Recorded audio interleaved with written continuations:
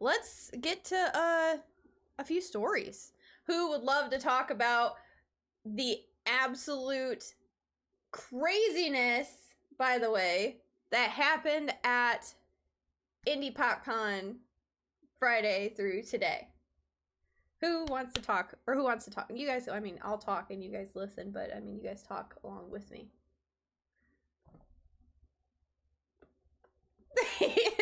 Yeah, threesome story? Okay. I'm down. You gotta get that plane ticket.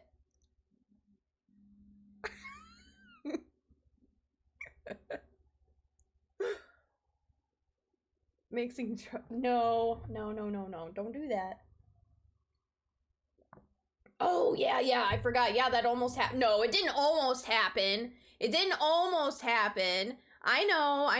I'll talk about that story, but thank you for reminding me for bringing that up. Thank you. Like, we will talk about that. Oh God, I forgot about the swinger thing. Well, we'll talk about that one. That was Friday. Friday was insane.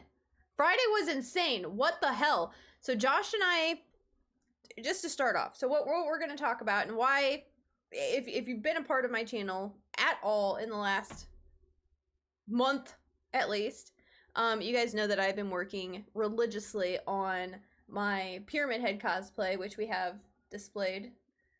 Helmet and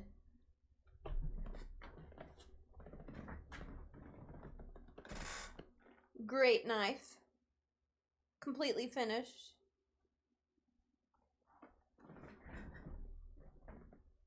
Knife. Not sword. Knife. It's a knife. So anyways, we're gonna have some story time. So I went down on Friday to Indy PopCon in Indianapolis, Indiana, because I'm from Indiana. I live in Indiana. If nobody knows. It's the most not the most boring state, but it's pretty boring out here. Aw, thank you. So I called it by its proper term. Oh, you did. Good job. Outdated, but Link's just, oh, okay. I mean, it's still like, it's still Link. It's fine. It still technically went on until a few hours ago. So, but anyways, so we went down on Friday to con, and I think, let's see, let's start off with Friday. I mean, no real excitement on the drive other than, so hauling Pyramid Head in our tiny little Nissan Sentra, tiny little four-door car, it took up, I had to like pull down the back seat and everything in order to fit the knife in there, and like I hung up the dress and everything, like, I mean, and then the actual head itself sat in the back seat and like took up most of like you could see it.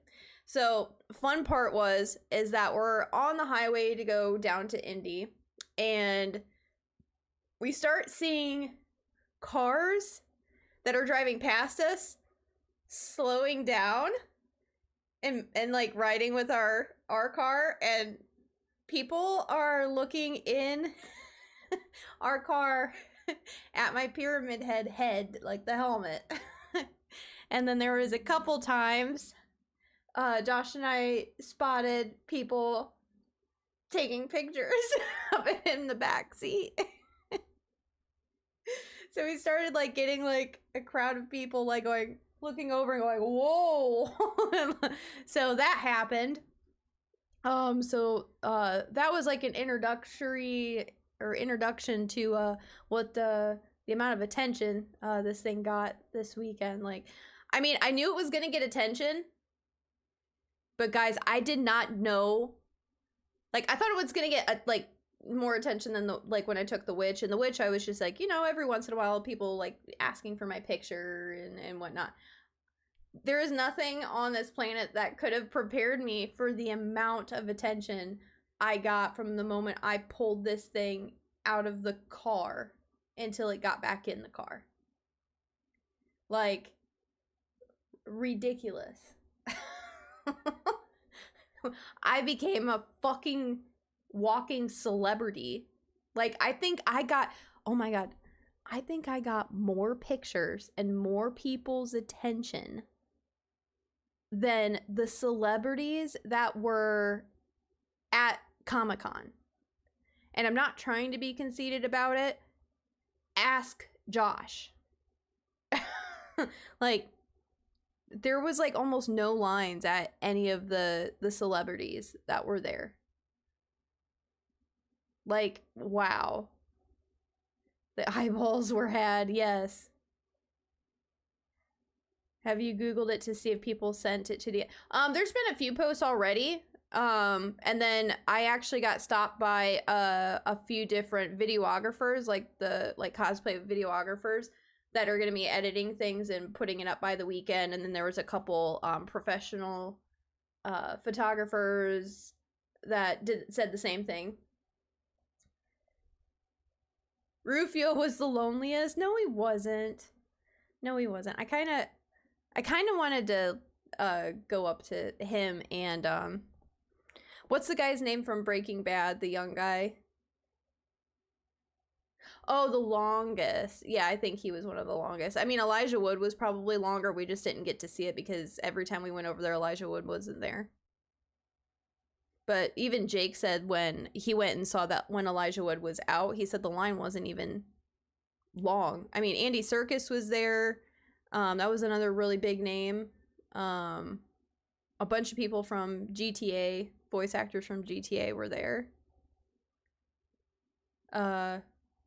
What's his name? Carl from The Walking Dead was there. Hank from Breaking Bad was there. He actually had a decent line at one point. Bring it to San Diego Comic-Con. I would like to go to a huge con. So my plan was to take this to like this con, and then I knew C2E2 was going to be coming up. Freaking like C2E2 which is in Chicago. That's Chicago Comic-Con, and that's usually around this time. And Indy PopCon is usually June, July, but for some odd reason, Indy PopCon scheduled Indy PopCon this year the exact same weekend as C2E2, which is absolutely ridiculous. Like, because almost all the people that I usually see at Indy PopCon, like people that I've, like acquaintance that I've met, like they're usually at PopCon, but they decided to go to C2E2. So we missed C2E2 this year because we decided to go to PopCon. RJ, okay. We had a few recognize us from over the years. Yes, yeah, we did. Like a few of the vendors that are there every year. Like they, we just had to say what we were dressed up as, and they're like, "Oh yeah, I remember you." But so Borderlands, yeah, and getting there, yeah. So anyway, so we're on our way there. I'm getting lots of attention. So we pull up to the hotel, and which is a decent hotel. It's connected right to the convention center, so we don't have to ever like leave basically. So it's really nice and convenient. So best service ever. 100%. It made me feel like a fucking princess. Like I was like blushing. I was like, oh my god. So we get up and we're trying to figure out, because we've got a shit ton of stuff that we need to bring upstairs. So we pull up, and what's it called? Is it bellhop, basically? Is that what it's called? Ballet, bellhop, yeah. So as he sees me trying to get the door, like get my purse and stuff because I'm in the passenger seat, he comes up and opens the door and offers his arm and everything for me to get out of the car. And I was like, oh, that's nice. So there's that. And then number two was like, I asked, where do I check in? He led me like right this way and did the whole like thing with his hands and got the doors for me. I checked in. He waited for me to check in. And then, yeah, apparently 4 people helped unload the car, which is ridiculous. Like, we didn't need that many people. I go out. Everything's loaded up onto a dolly, except the only thing left in the car is the knife and the helmet, because Josh was like, I'm not touching it. it's hers. I'm like, I appreciate it. So I go in there and I pull out the helmet and set it down, and all of a sudden, like, it just catches the valet's like eyes. I'm like, holy shit. And then I pull out the knife out of the car. And everyone's like, what the fuck? Because the knife, like, when I hold it, obviously back behind there, is as tall as I am.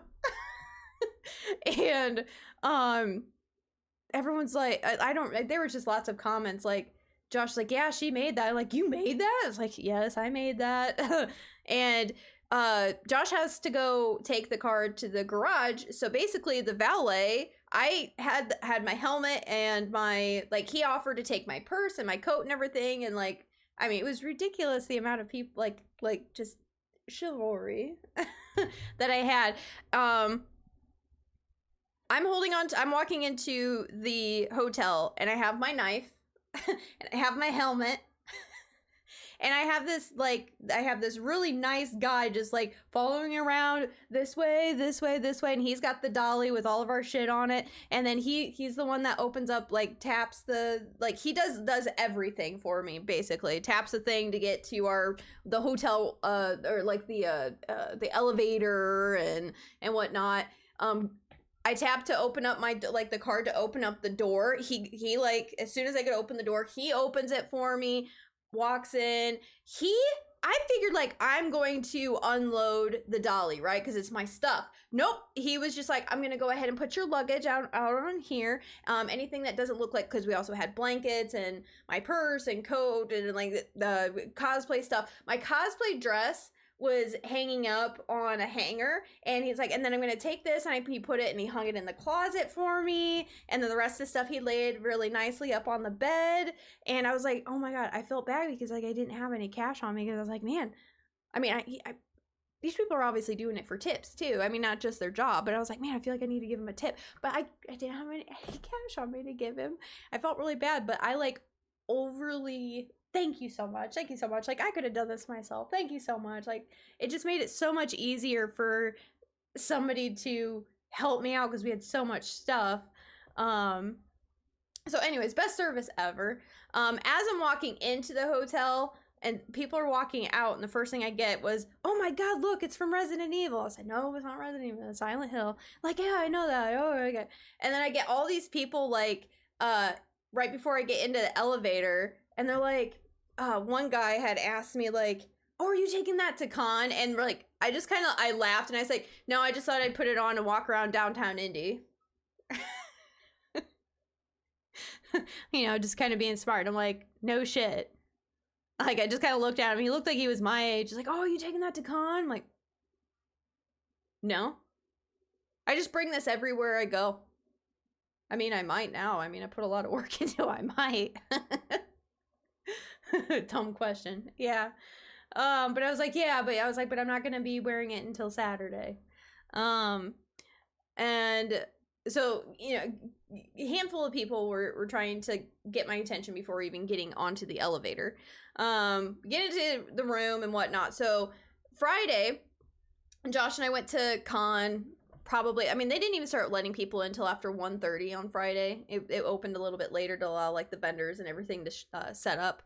And then ended at 7. So, I mean, by the time we got there, I think we probably got into Comic-Con about 5:30. So we only had a little bit of time to walk around, but that was the point, was to just walk around, see what kind of vendors there are, because on Saturday, we just knew that wasn't going to be a thing. Did that. And found my brother and his friend that went down there too. Saw a few vendors, bought a couple things. Josh and I went down dressed as Borderlands Psycho Bandits, which I've got pictures and stuff that I can pull up here in a second. And Friday, like, we just kind of hung out. One fun thing that we got, what were these? I went and I was looking at vendors and stuff, and I got these extremely cute Game Boy, like, it's like the purple Game Boy, like the see-through Game Boy that I had when I was like 13, 12, 10, whenever I thought those were super adorable and so many nice people, because even the person that like was selling the earrings, she sold a whole bunch of different things that she made herself. And I asked her when I picked them up, because I'm really sensitive to certain metals. Like I have to have surgical steel, or I have to have straight gold things, or else I have a really bad like allergic reaction. So I have to be really careful about wearing earrings. So yeah, you can grab your painting. And I'm like, you know, asked her how much the earrings were, and I was like, by the way, do you know what type of metal this is? Because it looked like cheap metal, and I didn't want to pay for it. And she was like, honestly, it's just like bulk earring metal. It's probably cheap metal, like, and if you're sensitive to it like I am, you're probably gonna have a reaction to it. And I'm like, all right, well, thanks for telling me. And before we like I looked disappointed, and I put the earrings back, and she's like, if you want, if you're gonna be here all weekend, I can take those and hold them for you, and I can trade them out for plastic. And I was like, that's a great idea. So we went ahead and paid for them, and she traded them out for plastic for me.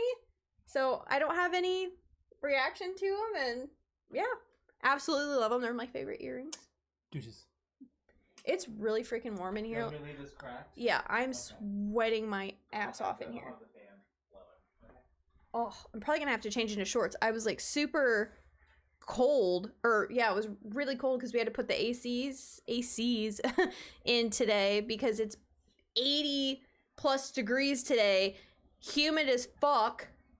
Oh my god, it's supposed to stay this way. Oh, just take it off. I mean, I could I? Nope. No. Nope. Not going to. I'm wearing sweatpants right now. Probably should. Wouldn't see much of Saturday, so we had no, yeah, pretty much. One of the other fun, really nice things that we need to get framed, is we went to this artist. Really cool guy. Yeah, super amazing guy, by the way. Humble, very humble. There you go.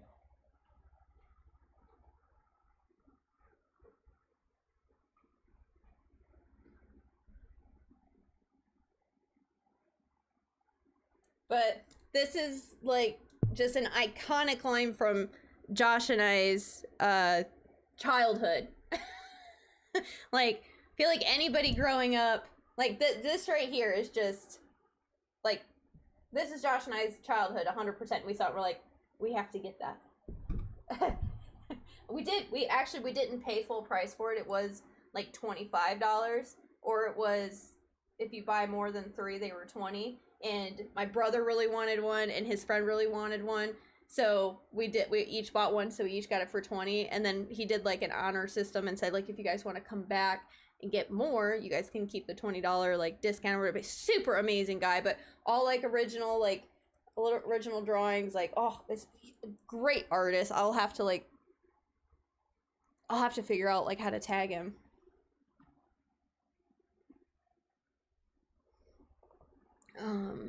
Anyways, actually, just because I'm that kind of person,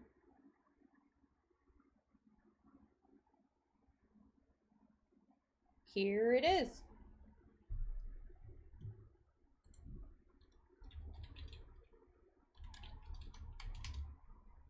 Amazing guy, by the way. And he doesn't just do art, he's also singer, songwriter, actor, like, met a bunch of celebrities. I mean, this guy's amazing with what he does. So here we go.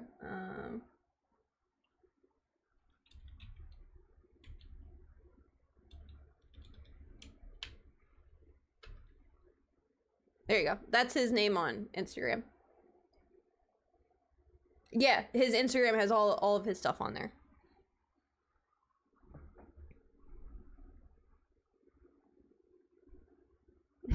Yes, but that was an amazing. I think we ended up buying another one too. So where are we at? We are on Friday still. Friday. What did I miss? We were at con. Went to vendors, bought some cutesy little things. I bought some cute little Pokemon pins for my purse. A Jigglypuff that says like one tough puff. Oh, I thought it was really cute. Friday was just kind of a short and sweet time at con. And then what did we do for what did we do for dinner? What did we do after that? Like before the crazy thing happened, what did we do? I'll talk about the swinger thing in a second.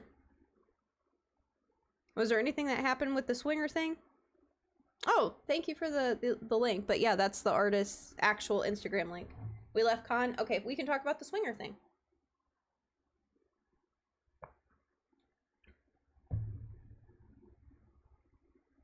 Show it on stream? The swinger thing? Show what? His Instagram?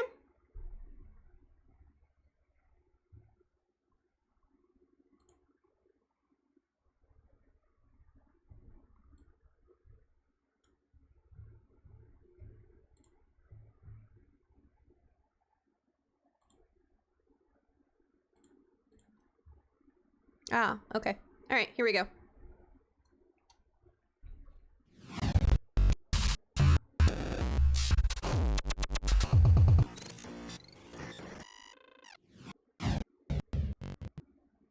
Okay, so this is some of the art that this guy does. I know that Patrick and Brian are going to love a few of these. Where's like the... No, I don't want to log in. Can I just not? Fine, hold on.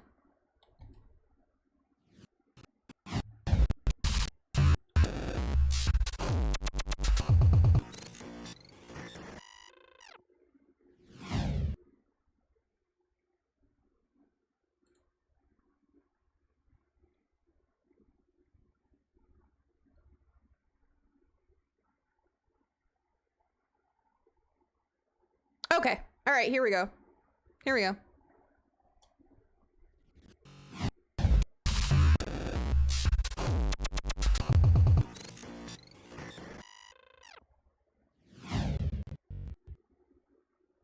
Okay. All right, here we are. Here is some of the stuff that he does.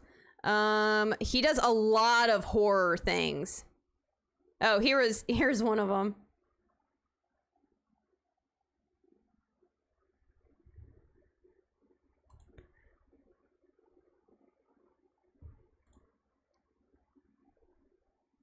Yeah, look at these. And these, he does this like, it's like paint and drawing and like coffee staining and... Oh, this one he had advertised, I thought was really fucking cool.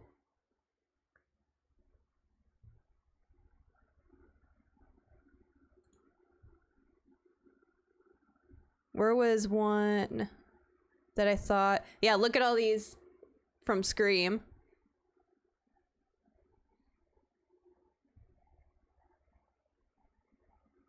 Yeah, there's some Terrifier ones. Where's... Oh, this is the one my brother bought.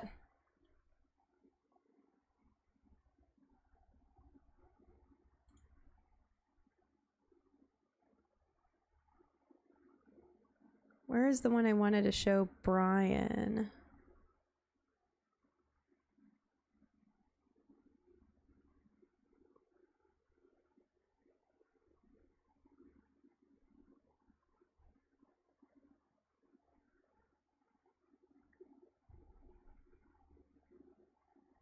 There was a really cool one that I wanted... Oh yeah, there's the one that we did. There's one that I wanted to show Brian. Oh, here's a good one.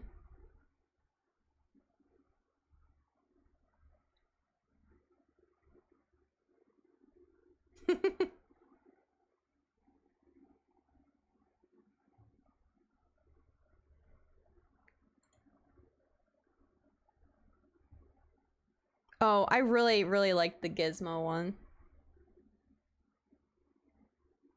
I mean, I don't want to scroll forever, but... There was one that I saw that I was like, oh my god, Brian would really like that one.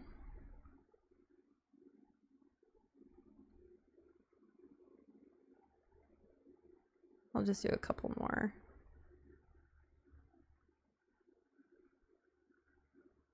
Oh, this was one that he did with like the coffee staining.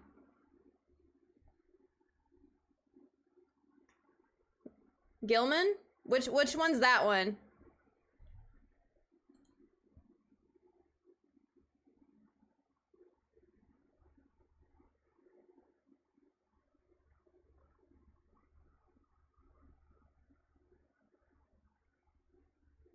Creature from the Black Lagoon? Creature? Oh, it's Crystal, babe! I'll scroll back up. Where is it? Those aren't it. Is it any of these?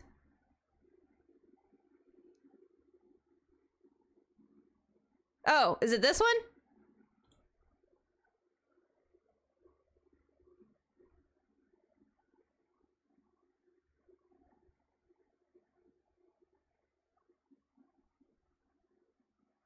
Yeah. Yeah, this guy's amazing with his drawings. Anyways, you guys all go over to his Instagram. Yeah, go to his Instagram and go take a look.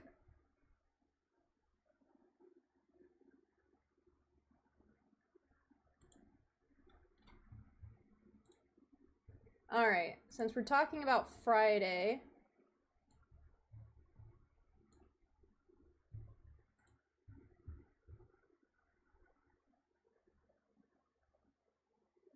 Thank you, Daddy! oh my god, that scared the shit out of me. I was concentrated as fuck trying to drag this over to the other screen. Made my heart jump.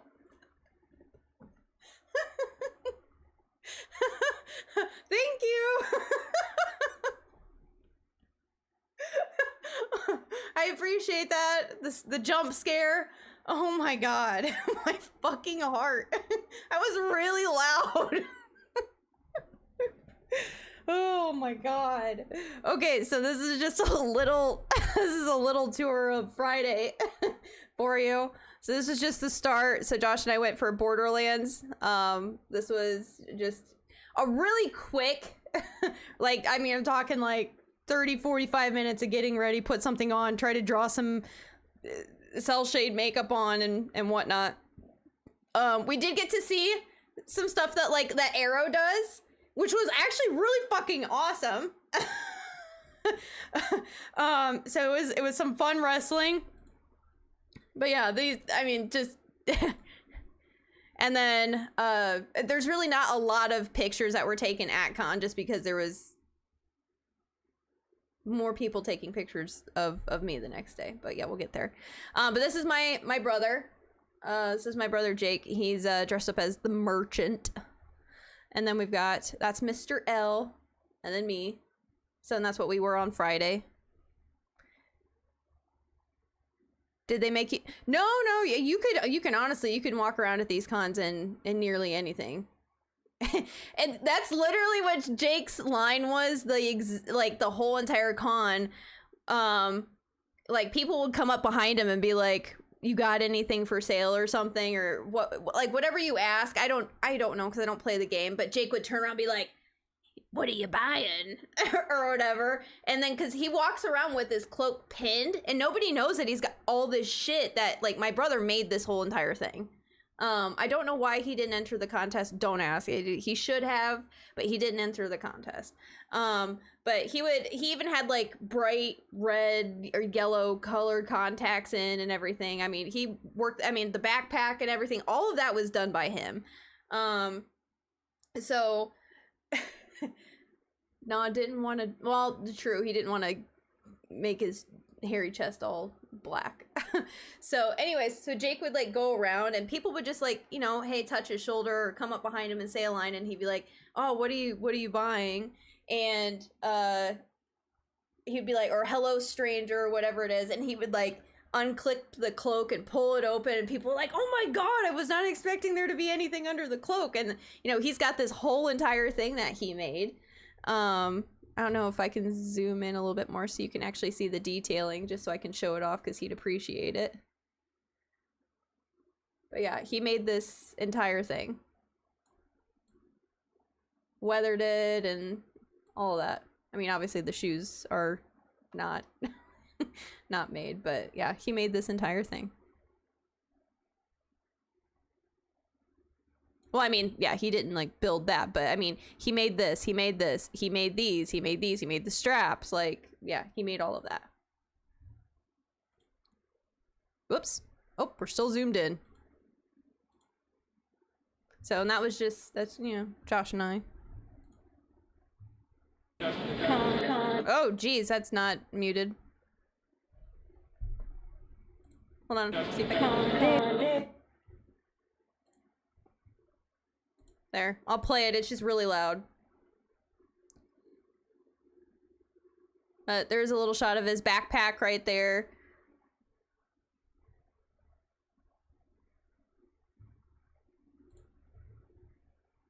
And then those were just a couple shots that we took right before we left. Aw, babe. I think that was it.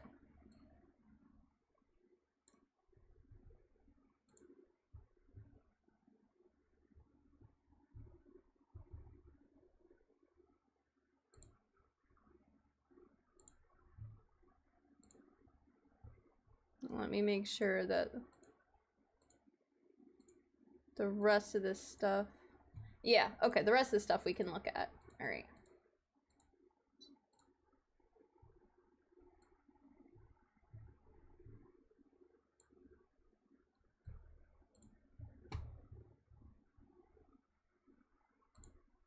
Okay, all right, just want to make sure what all we're gonna look at here. Okay, so so that's basically the end of Friday. I'll do IRL real quick because I've got the most like mind-blowing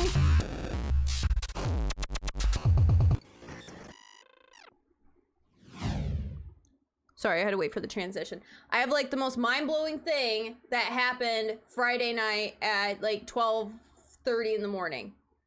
That I'm still like, I cannot believe this shit happened. It more pisses me off than anything, and you'll understand here why in a minute. So, one of the things that I have to do, for con is I have to make this.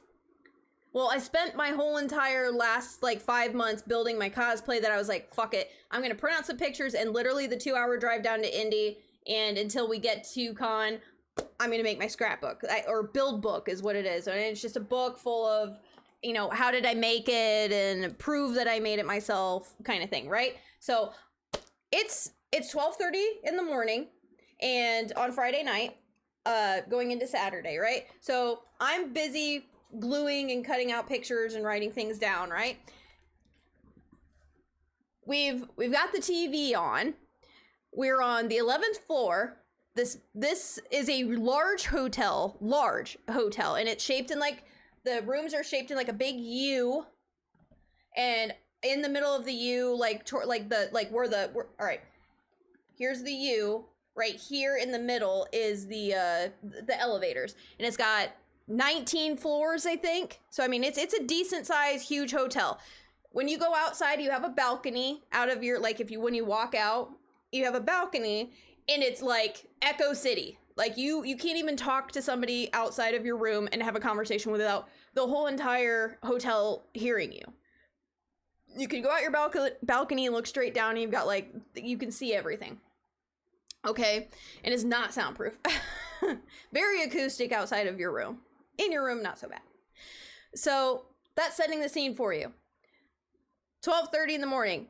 Josh and I are watching whatever's on TV, and for about 10 minutes, and I'm not joking, probably about 10 minutes, I hear like yelling outside, and I kind of ignore it because it just, you know, people scream, and I mean, it's NCAA weekend, it's con weekend, and it's also prom, and I'm like, it's 12:30, people are probably coming home or coming back to the hotel drunk or excited. I'm gonna ignore like the screaming and whatnot. But the screaming, like, it kind of like got me, like, it doesn't sound like cheering. It sounded more like a bad scream. And I was like, it was probably the TV. So I keep working, and for probably 10 minutes, I'm like ignoring it. I'm like, it's got to be the TV, or it's got to be just something in the background of like people celebrating or yelling outside. Like, it's fine. I'm going to ignore it. Well, then, like, I could have sworn that I heard help yelled really, really loud. And I was like, all right. So I grabbed the remote, turned off the TV. Josh was like, whoa, the TV turned off. And I was like, shh, shh, shh. And then I hear help. And I was like, oh shit, that really is screaming, like a bad one. So ran outside. I'm in like basically a bra and panties. I ran out to my balcony, didn't care. And I looked around. I don't see anybody. I'm looking up, I'm looking down, and I just hear like, can somebody help me? And it just sounds like somebody like basically giving up on asking for help. And I like legit was like just confirmed it was somewhere above. I'm on the 11th floor, and it's somewhere across from me, across the hotel, like in this big U. So in the U, right? In the U, where are we at? In the U, Josh and I are right here. Elevators are here. This person was on the other side, 5 floors up. Okay. So I could hear everything. And so I confirmed that the person was like, I was like, that person yelled for help. Ran back inside my room, yelled, I told Josh, I'm like, someone's yelling for help. And I grabbed the phone, called the front desk. I was like, somebody is yelling for help. It's somewhere between the 11th floor and the top floor. And it's across from me. I'm in room, blah, blah, blah. And they're like, okay, all right, we'll send somebody up and start looking. I was like, I ran. I didn't have any shoes or socks on it, or like my bra and panties were the only thing on. I grabbed like just a quick hoodie and some sweatpants, ran back out, and I yelled, I hear you. What floor are you on? And she just kind of like, it sounded really faded. And she said 17. And I was like, 17. And she just went 17. And like just sound, it was a woman. And I was like, okay. And she just sounded like really distressed. As soon as I converted it with 17, I ran to the elevator, hit 17. Josh was going to go get like the card key and like everything else, and I was just like, meet me at 17. Went up, knew where she was. She was on the opposite side. I go and turn the corner out of the elevator, and I see a chick at the very end. And so my initial reaction, my initial thoughts were not that Brian. It was because it was prom and we saw a few kids going into our hotel dressed up. I automatically thought it was a I don't know if I can say the R word on Twitch. But I thought it was somebody forcing themselves onto somebody else. So we'll just say that. I don't think I can say that word on Twitch. So I'm not gonna say it. But I thought it was that. Because it sounded like a younger girl and she was screaming for help. And I thought it was that. And I was like, that was the first thing that went through my head. And so essay. Okay, yeah, that's right. I can say that. I forgot. But yeah, thank you. So anyway, so I take a left. I see her at the very end of the U, and she's walking out. By the way, she probably weighs 90 pounds. She's a super small, skinny, tall, really young. I'm talking under 21 girl. She starts walking towards me, and then I see some guy walk out behind her who's got a backpack, and he's like on a mission to like leave. And she starts walking, and then she's like holding herself and whatnot and crying, and he's trying to get away from her, and she's like, give me my ID, blah, blah, blah, blah. And I'm like, so I just ran up and I'm like, what is going on? Like, wait, what's the deal? Well, as I get closer, this chick has got a goose egg on her forehead here, bumps and bruises like all over her face, like fresh. She's got cuts on her arms, like she was 110% assaulted in some way. And she yells out, he did this to me and whatnot. And she's in tears, And did you beat his ass yourself? So we'll get to that. Well, yeah, we'll get to that. So I look over at him and I was like, whoa. Like, this is a lot bigger situation than I thought it was going to be. And look at him and he's like, I did not put my hands on her, blah, blah, blah, blah. Look at my ear. She did this to my ear. And I mean, it looked like someone took like the bottom of his ear. He had some like old scabby-ish looking blood coming from the like his earlobe. But really, other than that, he didn't look touched. So it kind of just looked like self-defense wounds. So that's just what the picture looks like. Okay. And they're both intoxicated. They're both intoxicated at this point. Hey, thank you so much for the follow. I appreciate that. Welcome to my Friday night at Indy PopCon crazy hotel story. So anyways, so the security guard, Josh, leads to me, right? And it's this bigger guy. It's this bigger black guy, and he walks up and he's like, what's going on? And I was like, this guy, you know, obviously like there's some type of assault going on right here. And he sees her and he was like, he gets his hand on his his weapon, and he's like, bro, you need to go step over here, you need to go step over here. Yeah, he was a big guy. And he's like, I didn't do anything. And she just sits down against the wall and collapses, and her collapsing and is crying and whatnot. And I was like, apparently he's got something of hers, and he hands like her ID, which Josh and I both looked at it, and it was like a colorful, she was definitely under 21 based off of what the ID looked like.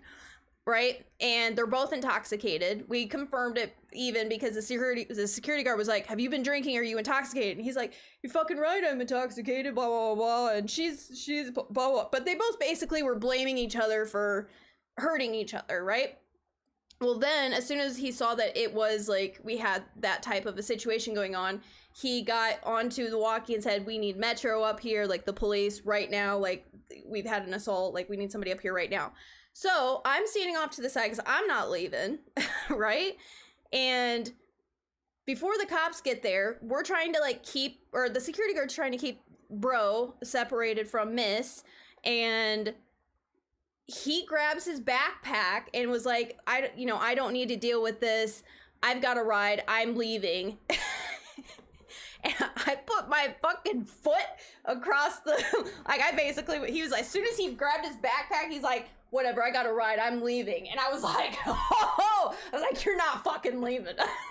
It's like, hell no. And the security guard got in front of me. I was like, no, bro, you're sitting over there. And I'm like, she's got injuries, you've got injuries, you are not going anywhere. I put mommy foot down, and I was like, you are going to have to hurt me to get out. I was like, this is not happening. Not happening. And you're making your story look even worse. Trying to say that she did this to you, blah, blah, blah, blah. Because I'm like, I don't know what happened. Guys the stigma is that, girls are automatically I got hurt, blah, blah, blah, and he hurt me, and you have to believe them. They both had injuries. So I was like, I was like, no, I'm not pulling sides here. You guys are both hurt. You hurt each other, obviously. We're separating you guys. So Josh was like, excuse me? Yeah, Josh was standing behind me, and I was like, I have no idea what Josh's reaction was, but I'm sure it was like, oh, hell no.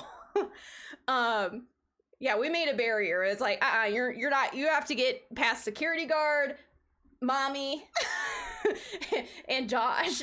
And so we're waiting for the cops to come, and the security guard starts trying to defuse the situation, trying to figure out, hey, what happened, trying to get the story.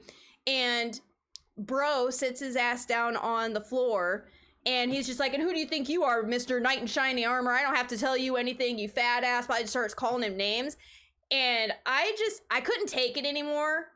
The dude was being such a douchebag, and then we're just trying to help.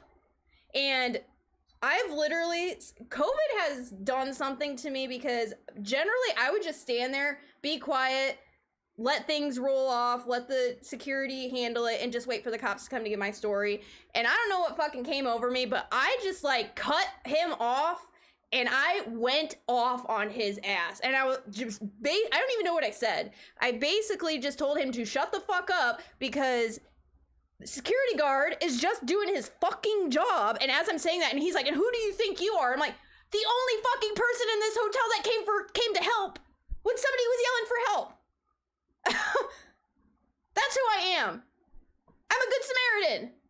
Someone yelled for help, and I was like, whether it was her or you, if someone yells for help, and we're in a hotel full of hundreds of people, I came to help. I'm the good guy. So you can just shut the fuck up and shove your foot in your mouth. I'm pretty sure I didn't say that, but it was just like, basically I was telling him, I'm not putting judgment on you, and I'm not putting judgment on you. You have injuries, you have injuries. We're keeping you separated, and the cops are coming, and they're going to figure this out, and you guys aren't going anywhere. So basically, shut the fuck up. And what was weird was I was waiting for him to lash back at me, and he ended up going and looking down and looked really pitiful and just went, "You're right," and then shut up.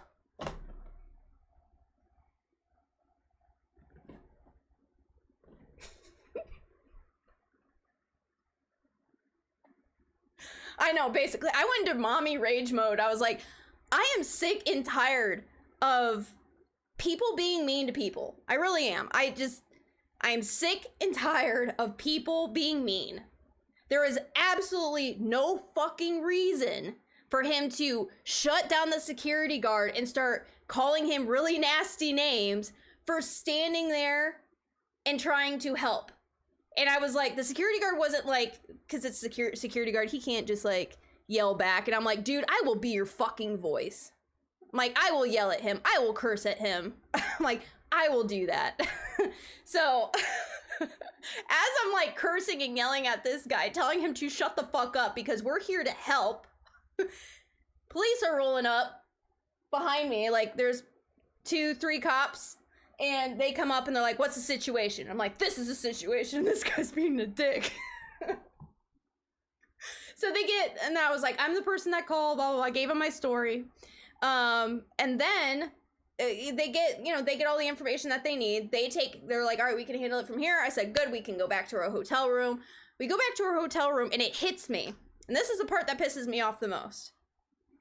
This woman, this girl, was screaming, help me, somebody help, will somebody help me, for 10 minutes in a large acoustic hotel, and I am the only fucking person in a packed hotel that came out and helped, and I was 5 floors down and on the opposite side.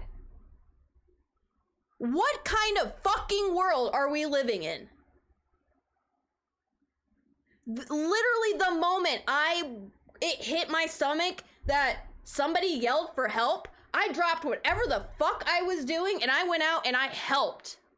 Whether or not I had any brute strength or anything to actually diffuse the situation, I didn't even grab my phone.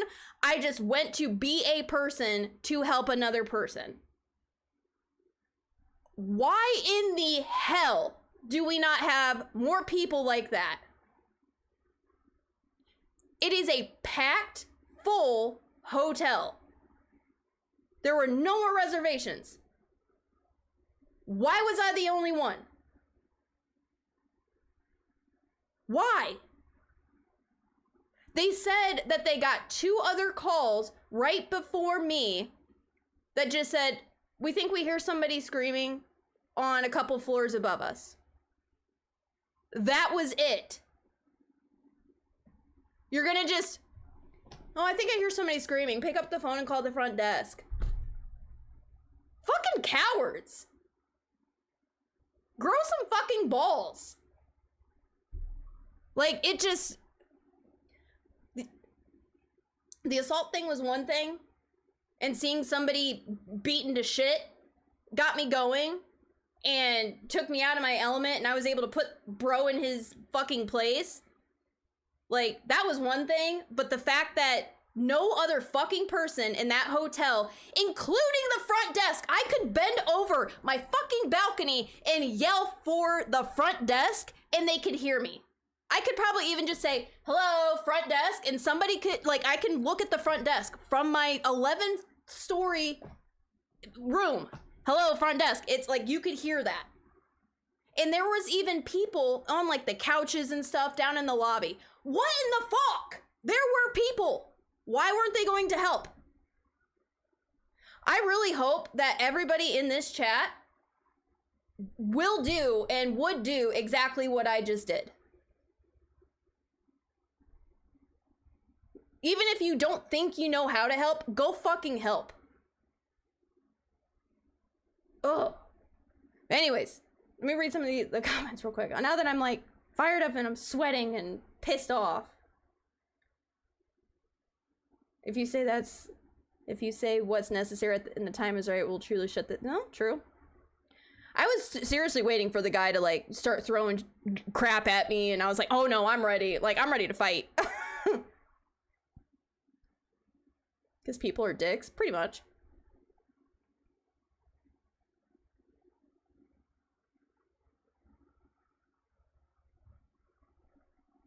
They do. People are selfish assholes. Or assholes. People are selfish. Way too selfish. Aw, hi, Hero. Hero without a cape. Pretty much. I literally flew into action.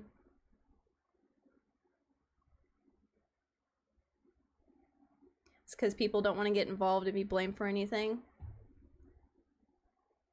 Or, you know what the issue is? You know what the issue is?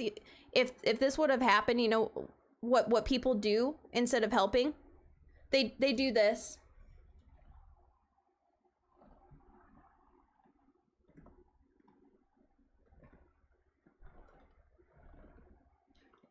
No!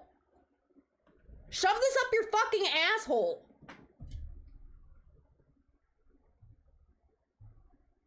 People will do this as people are getting beaten to death. God, this fucking world.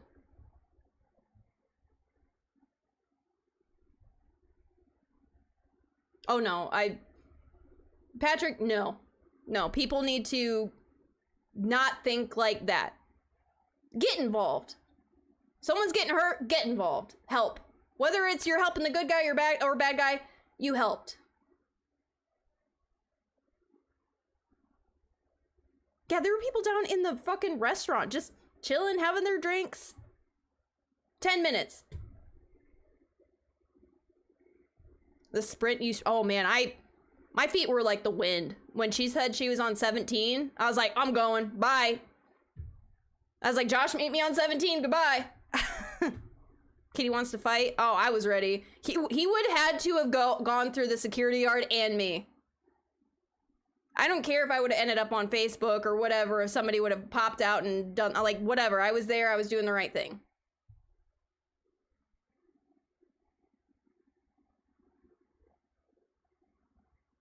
Right? Right? I agree. Yes, 100%. 100%. No, that shit happens. I really hope everybody in this chat, if you are going to be a part of KuteKitti's channel, you better do exactly what I did. You go and you help. I try to believe, I mean, I know I don't want to say I'm naive, but I'd like to think that everybody has some type of human hero in them. Somebody that is nice, deep down, no matter what, and I'm like, and I thought in my, like, what if I was in that situation? Whether I was the aggressor or non-aggressor, I would hope that in that hotel, if I was calling for help, the fact that it even took security that long, like, grab every fucking person you have, make them go to, there was 4 or 5 different elevators. I'll take this floor, I'll take this floor, I'll take this floor. Like, it took me 2 seconds to just go, hey, what floor are you on?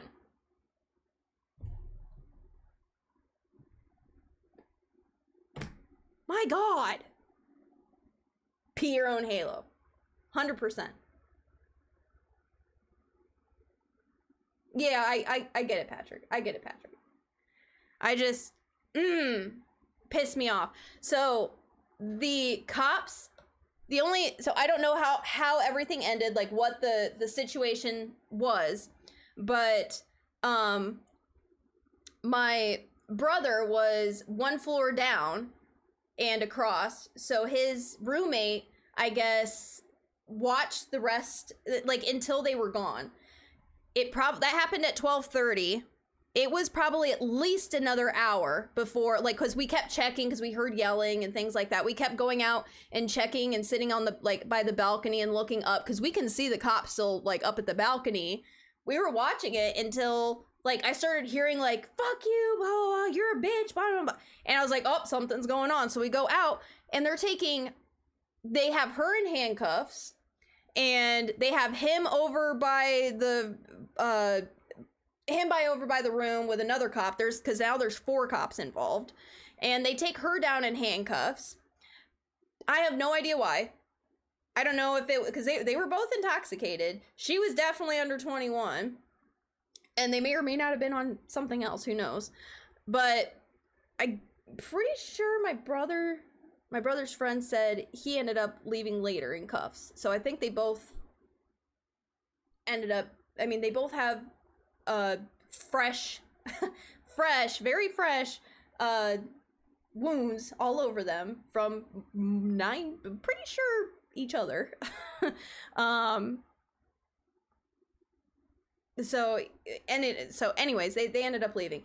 The really nice thing that happened was about not even 10 minutes after we go down back to our room from the situation, the security guard, we get a knock on our door. The security guard that I stood up for, this is what gets me. This is where I go, you know, there are good people. The security guard that was getting verbally abused, that I stood up for, knocks on my door and comes down and personally thanks me for doing that. I might tear up a little bit. Because I don't think I was just so mad at the time. I don't think I took the time to actually be like, I appreciate that, you're a nice person, like, but he came down from the situation after it was handled by the cops, came down and knocked on our door and wanted to personally thank me for doing that. And for finding the situation and where it's at and taking him to it right away, and I was like, there are good people. But there's a lot of bad people. A lot of bad people. A lot of selfish people. Be the good Samaritan. Be your own Halo. Hashtag KuteKitti, be your own Halo. Get it trending. Possibly more charges, yeah. Oh, the swingers. Damn, we gotta go to the swingers now. Yeah. I just really hope we did the right thing, not our first time. Oh no, Josh and I have been together for 22 years, and this is definitely the most severe situation we've been involved in, where we've called the cops or helped somebody out, or we hope we help somebody out by doing what we think is the right thing, getting involved when someone needs help or isn't, even if they're not asking for help, but they obviously need help. We've been in a few situations kind of like this, but nothing this severe.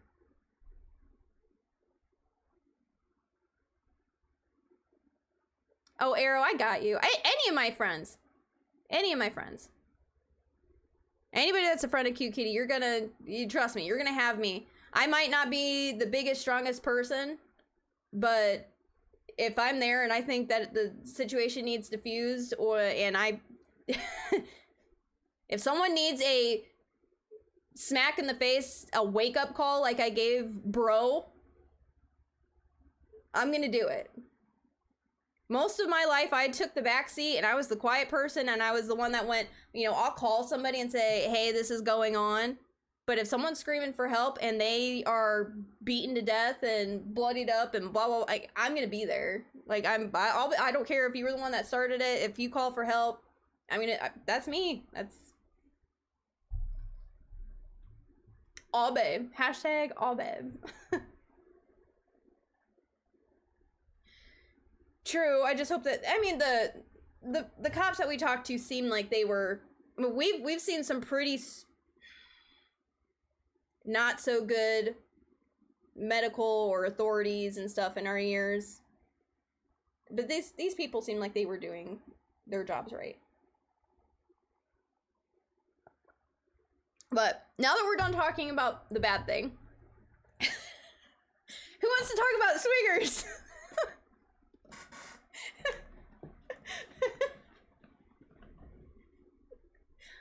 Only if it's for the right reason. I never said violence for violence, but I said it, he would have to go through me and start the situation. I'm not gonna start the situation, but I'm gonna end it. No, we didn't go. No, you missed the beginning. You missed the beginning of the chat. It was just outlining the stories that we're gonna talk about. But no, there's a very no, we didn't go to a party. there's just a situation that happened that was a little awkward. So Josh and I are leaving con, and we're still in the actual like convention center, right? And we're about to take the escalator up to go to the hotel. Like I said, the hotel and the convention center are connected to each other. So random couple, random very like, hey, kind of couple, comes up to us, and we're like, hey, is like, just comes up to me, like the girl comes up and like, I thought she wanted a picture. Like, cause you're just used to people coming up and tapping. You're like, hey, can I get your picture real quick? Cause you're dressed up in cosplay, and it's just a common thing, right? And people are very social at cons. So I turn, I'm like, yeah. And she goes, we were just wondering, like, she said, are you guys doing anything after this is all over? Or like, or is there something going on after this is all over? Or something like that. I'm like, and it was just kind of like an awkward thing. And I was like, well, there's an after party. Like, I was like, and Josh just automatically answers and goes, no, we're just going back up to our room. I was like, we're just going back up to our room. And they're like, oh, we're just from out of town. And I'm like, you know, just starting that kind of a conversation. I'm like, oh, there's an after party and blah, blah, blah. Well, then it was like, as soon as we're talking about like what's going on afterwards, some other person that's leaving con walks up and he's like, oh yeah, there's an after party of blah, blah, blah, blah, blah, blah. Yeah, Josh was slightly like this until like after the couple left, and I looked at him and like, we gave each other the look like they were totally asking us to swing.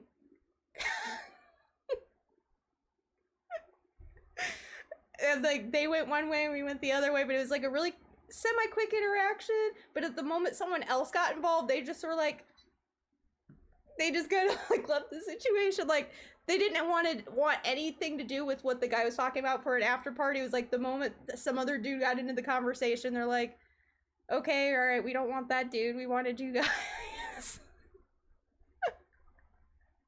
So as we're going up the stairs, I was like, they were totally trying to swing.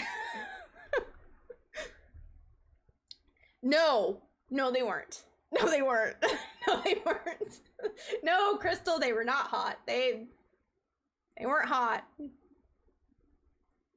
Did they ask you to first?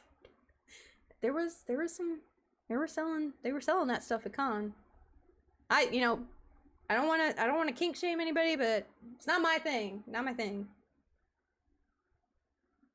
Did you have your upside down pineapple on you? No. Can you imagine though? So you were swinging? No, we weren't swinging. I'm saying that we were getting, someone invited us to do that. And we were like, dude, Josh is like, we're just trying to get back up to our hotel room. But my initial reaction was like, I turned to like, oh, she probably wants a picture. And it was a, hey. And it was like, sure. This was before the whole like thing happened. The bad stuff happened. Yeah, certain priorities. on a dude and girl, and they had, very true, very true. I'm a picky person. It's an interesting party, not gonna lie. I would have I would have went. No, come, like, no, we not exactly, well, that was not exactly in the plans for Friday night.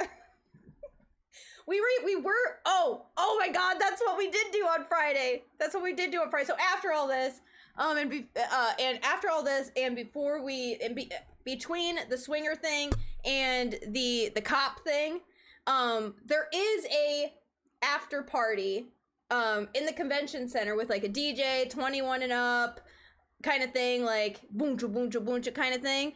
And so Josh and I, and it's free with our passes to get in, so we're like, you know what, we don't feel like if we drink, it's not going to be like that much, just because I have to be up in the morning, I have to get dressed for cosplay, all this other stuff, right?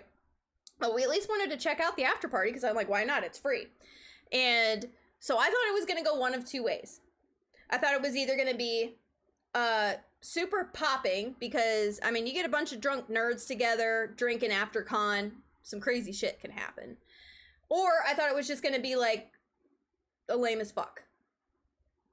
Okay? But they advertised the shit out of it with all these fun DJs and everything. So I'm like, okay, you know, we're going to go down. They're serving alcohol. Like, it's fun. So we got all dressed up. Jake, my brother, and his friend Matt, we all decided, hey, let's check out the after party. So we get, like, dressed up, right? Like, you know, I get all makeuped up and put some fun stuff on. And we gotta go to these PopCons. Yeah, you do. We get down there, right? And we're like, I'm wondering where it's at. Well, you just start seeing these bright, flashy, like, booncha, booncha, booncha kind of lights. And then you start hearing the booncha, booncha, booncha kind of music. And I'm like, all right, we found the party. So we find the ballroom that it's in. And all the lights are turned off. You got the lights going everywhere. You're thinking, oh my gosh, and the music sounds pretty good, right? And I was like, all right, so we're going to go in there and we're going to have some fun. And we turn the corner, and Matt, our friend, goes to the bathroom. Jake, Josh, and I walk into the party. Can anybody guess what type of party it was? What our reaction was when we walked into the booncha booncha booncha.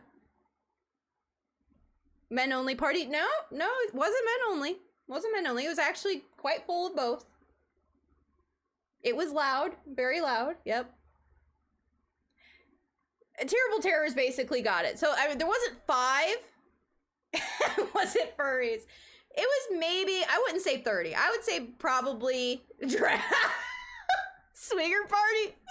That's where they went. It was a swinger party. No, it was like, it was a huge dance floor, few tables, and there was maybe 20 people.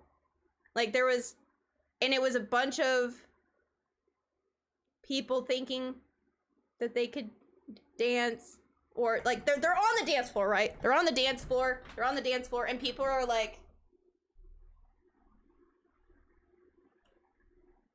or you got the crazy people that are throwing out some weird ass dance moves. And let me just say, like, I love to go bar hopping, I love to go clubbing, I like to go dancing and get drunk and go wild and whatnot, but it only works and it's only fun when there's a lot of people. Because when there's a lot of people, you can't see each individual person doing their crazy dance moves and whatnot. That was literally my face. So we get in there. So this is the reaction. So we get in there. We're in there for like 10 seconds, maybe not even 10. And I'm looking around. And I look over at Josh, and Josh goes, and turns to me. And this is Josh's face. And he goes, so what do you think? And I was like, I think it's lame as fuck. Josh,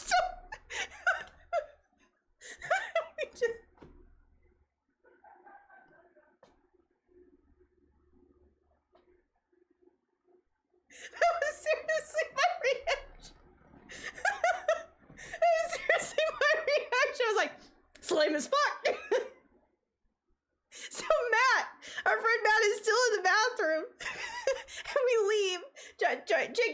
I just go and sit on the wall basically to wait for Matt, right? Matt doesn't see us. Matt doesn't see us. We left so fast. We walked in 3 feet, looked around and went, wow. Matt doesn't see us, and Jake was about to be like, we saw Matt coming back from the bathroom to head into the party, into the dance floor, and Jake goes to like tell Matt where we're at, and I was like, shh. Let's just wait how long it takes for him to not see that we're not in there. Let's just see his reaction. Matt goes in for probably as long as we were. And he walks out going, look, he legit went in and looked, and he had the same fucking reaction where he's like, yeah, this is fucking lame. I mean, the setting, on point. The music, on point. The lighting, on point. Drinks were probably on point. The environment, like that people were making it, a 0. A 0. Oh my god. Oh, it was, no, it was not good. So we said, so what do you guys want to go do? So we ended up we walked around downtown Indy and got some steak and shake shakes, went back to the hotel, and then the bad thing happened with the fight. Like that was Friday.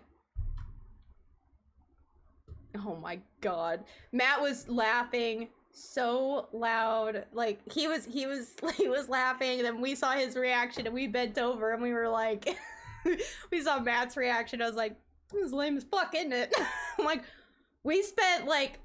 I spent some time getting ready. I put my makeup on and like put something like semi cutesy and nerdy on. I'm like, all right, I'm ready to go out and party with the con people. Yeah, no, I'm sure Saturday night was a lot, like, 'cause the con on Friday wasn't really packed, and Saturday it was very packed, so I'm sure that the party was probably a little bit more hopping Saturday, but I was so tired we didn't end up going. We almost went, but my feet still fucking hurt. Like, we'll get there. All right, let's look at some comments real quick. Swinger party. That's exactly where I would have went. Thought y'all was doing that. So me on the dance is, oh, so fucking lame. Woke me up when I heard swinging. Yes, the kitty walking out to New York. You kept your cool for so long, we left so fast.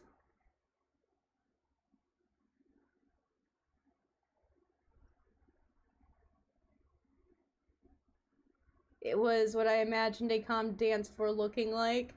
Well, I mean, I've seen pictures of it from the past, and it was packed, and I was like, okay, sure, let's go. Like, it could be, and it's free. Let's go. I'm sure Saturday night, it was probably, I hope, much better. I think it was probably packed on Saturday because there was also a drag show literally right beforehand, and honestly, like, Josh and I have been to a few drag shows, and quite a few, and you take that kind of energy and then you take it to a party, like, it just keeps you take that kind of environment and you bring it to a dance floor. I mean, that's just a party waiting to happen. Like, drag shows are where it's at. They're so much fun.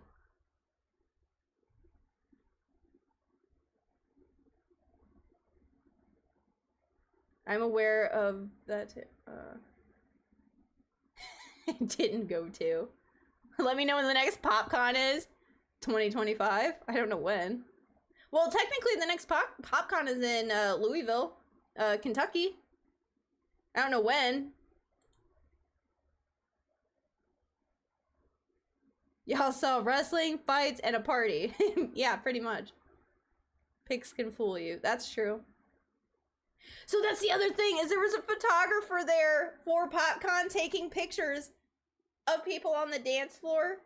And I'm like, dude, don't take pictures. Take pictures of the DJ or the people right in front of the DJ. Do not take pictures of the whole entire dance floor. Don't do it. It looks like a very lonely middle school dance party. Don't do it. Like, I can't, because he was standing back at the door and taking pictures of, like, oh my god, it was horrible. It was not good. It was not good. I couldn't keep a straight face. I'm like, I thought it was gonna be a buncha fun party. Nope. Oh, the glass dome. Yeah, there was a glass dome, like, right outside of our bedroom.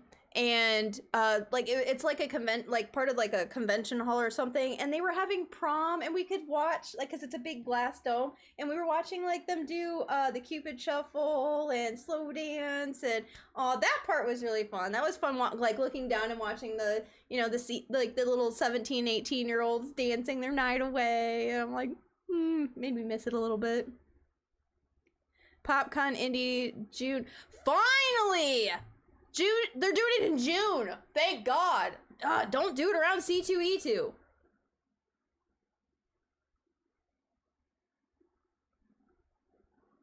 But do you guys know what goes on? Huh? What do you mean?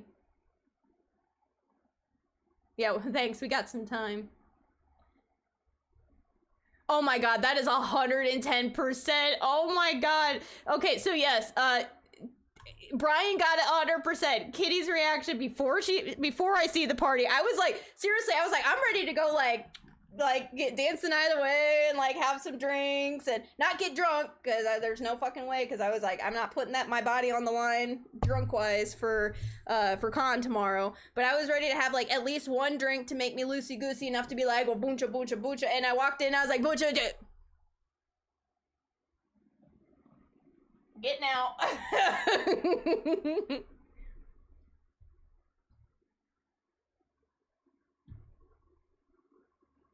But do you guys know what goes on? Yeah, it's a swinger party. It's pretty obvious what goes on at a swinger party. Arrow, I'm cultured, okay? Like I know the internet exists. Pretty sure I know what goes on at a party. Yeah, at that, see? Even Brian knows. Brian knows what goes on. You go into a room and there's a bunch of these like long black swings hanging down, and you sit in them, and then you chat with the other people that want to swing with you. That's exactly what a swinger party is. You didn't even booncha? I didn't get to booncha. Matt looked like he was ready to like get in on it and start dancing, and then we both are like, oh, lame as fuck. Even alcohol, guys, it was so it was lame enough that even if I was drunk, I couldn't have made it a good time. I don't think that it was possible. Nope. Just testing me? Are you kidding me, Arrow? Oh my God. You act like I don't know anything about sex. You seriously are acting like I'm a 5th grader that's learning about puberty for the first time.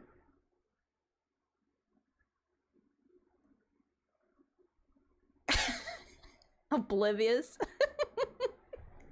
Okay, all right. So that was that.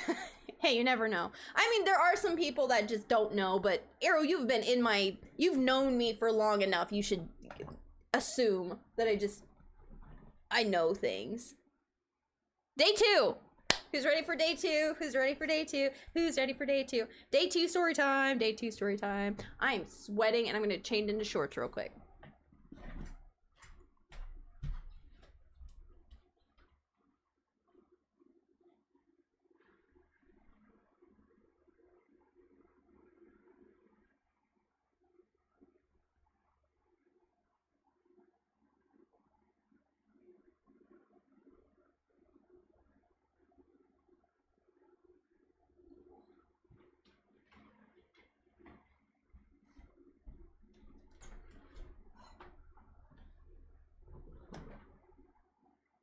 Oh, I got to show my Mew tattoo off on Saturday.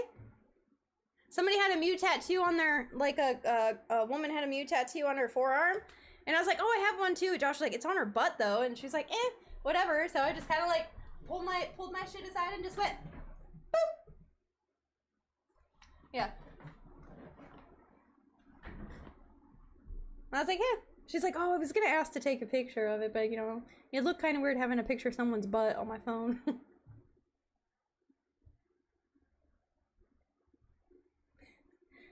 What Mew tattoo? Oh my goodness. Okay, all right, let's talk about day 2.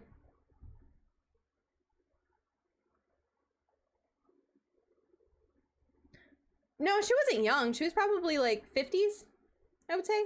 Maybe. Yeah, she was okay with it. Yeah, if anything, she loved it.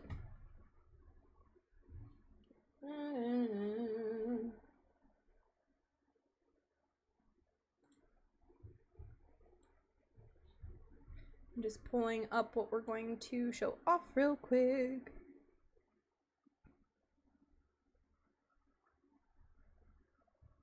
Okay, all right, it's all on there.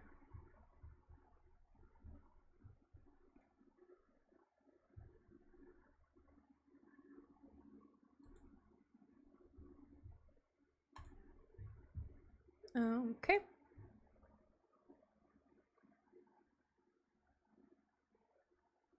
Oh, yeah, I know. Okay, all right, so day 2. Day 2.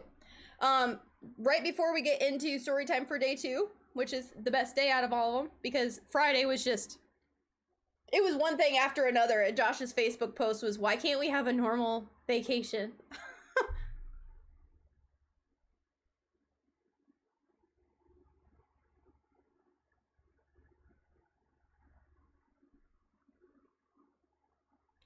Okay, let me explain this.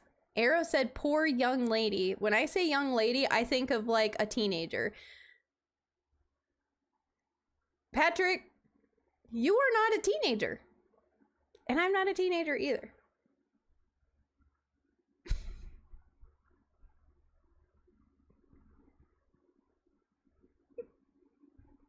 I didn't say she was old. I said she was not, like, she was not young.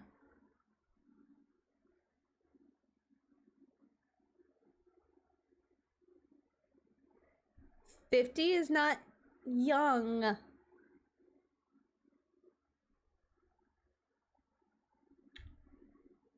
I said 50 is not young.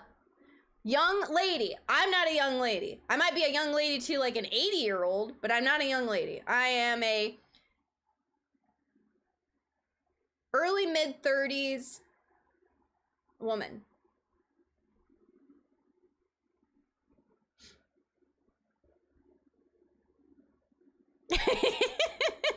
Tomato, tomato.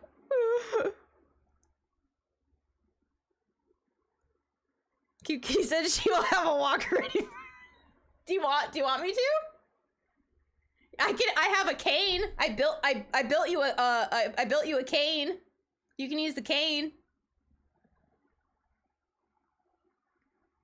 Tell the tomato story. Oh God, what? Oh my God, that was the other thing that happened. Oh my God. Okay. I'm 29. She said she's happy. I will be.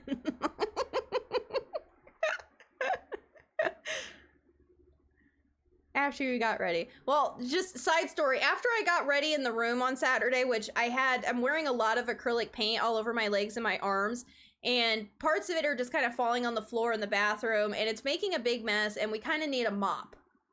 A mop. Can someone spell the word mop for me in chat? Just to make sure we're clear on what I'm saying. What am I saying? Mop. Shut up, Quentin.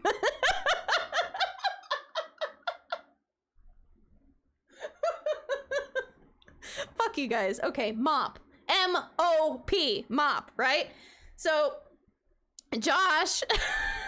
Shut up. Shut up, Patrick. For the senior special. You can try it 4-way. It might work. Map. No, okay. No, seriously. So, quick side story. So, I get acrylic paint on the floor, and I'm like, we really need some type of thing like a mop, a Swiffer, or something like that to be able to clean it up, because we keep trying to clean it up with, like, the white bathroom towels, you know, that they give you in a hotel. Early birds. Shut up! Let me tell the story! So I told Josh, just call down to the front desk and ask for something to clean the floors. Just say, hey, can we get a mop or something? We got the floor dirty in the bathroom. We'd like to be able to clean it up ourselves. So, Patrick, fuck you. You can sign up for AARP at any time. I hope you know that. So Josh calls down to the front desk and he explains it very well. We're getting ready for con, and we made a mess in the bathroom. We would like to be able to clean it up. If you guys can bring up a mop or a Swiffer. He said a few different terms, right? To be able to clean up our bathroom, that would be great. Josh gets up the phone and he says, all right, they'll bring something up right now. And I said, oh, see, told you, it's fine. We get a knock on the door. And some person hands Josh a map, M-A-P, a map of downtown Indianapolis.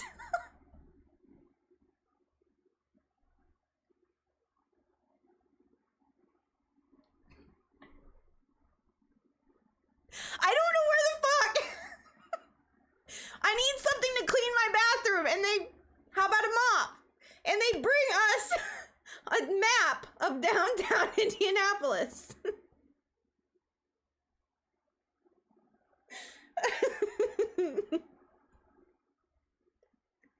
Oh, a young whippersnapper, stop it. So Josh is just sitting there like, kind of dumbfounded, right? So I'm laughing and still getting ready, right? I was like, just call down again.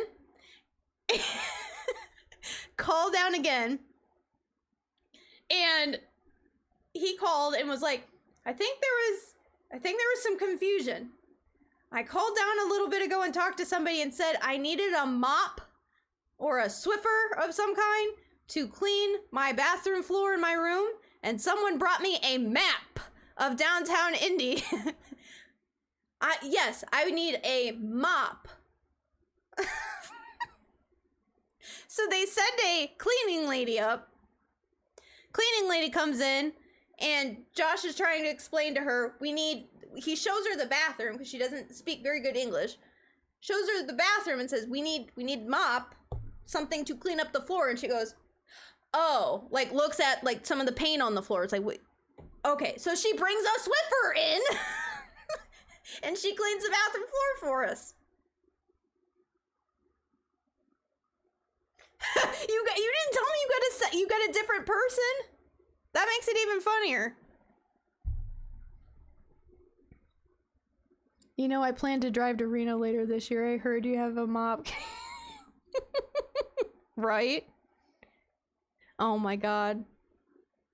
I mean, it does. It depends on who you're talking to, but he didn't just call and say, I need a mop for my room. He said, we are getting ready for Comic-Con. We made a mess in the bathroom. A mess in the bathroom. We need something to clean it up. Does a map clean anything up? I mean, I guess you can use it to clean it up, but it's probably not gonna work very well. I need a map for my ass. Need a map for my ass. I know you said mess, but like, you know what I mean. Okay, but anyways, that was going on. So, all right, we're gonna go through this real quick so that way we can get to Saturday. All right, so for anybody that has not seen day 2, I mean, that was part of day 2. That was the funny part from day 2. I think that's really one of the only funny stories that we have. So day 2, before we really get into it, I'm gonna do a quick run through of just how this cosplay came into play and how it is the way that it is, so you can get kind of the full story.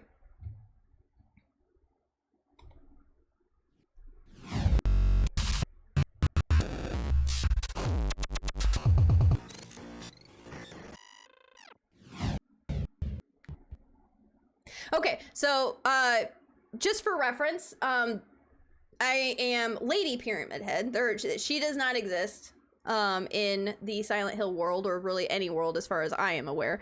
So the fun thing about this is that it is now, because I'm not doing Pyramid Head, I'm doing Lady Pyramid Head. This is considered an original idea, which means I can do whatever the fuck I want to, just as long as I'm referencing and you can tell that I'm doing a female version of Pyramid Head, right?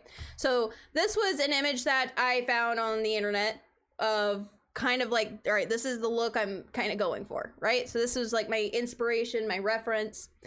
And we're just gonna kind of, we're gonna, you guys can listen to this, it's fine. This is me when I first make the helmet. Test number 1.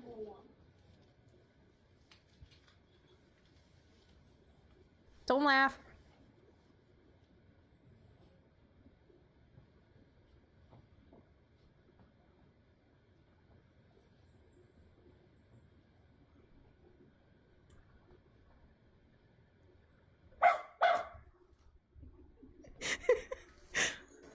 This is test number 2. Oh, it has music. I can't play that.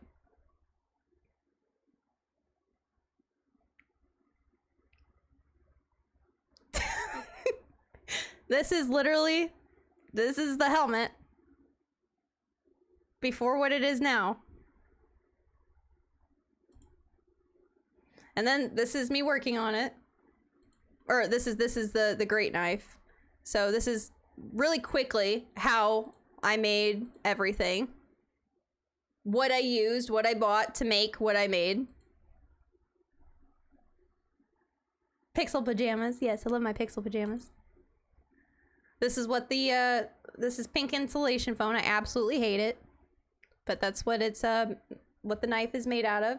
So this is, the middle right here is the length of the cardboard when I measured it. And then this is my template. And then this right here is the foam. And this is me laying it on the foam. I hot glued everything together. I sketched, put the cardboard on of my template. I sketched it on there. This is me using a heat gun for the first time and bending PVC pipe for the handle.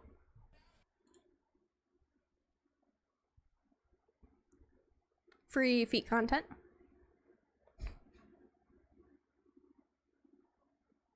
So that's after everything's hot glued together.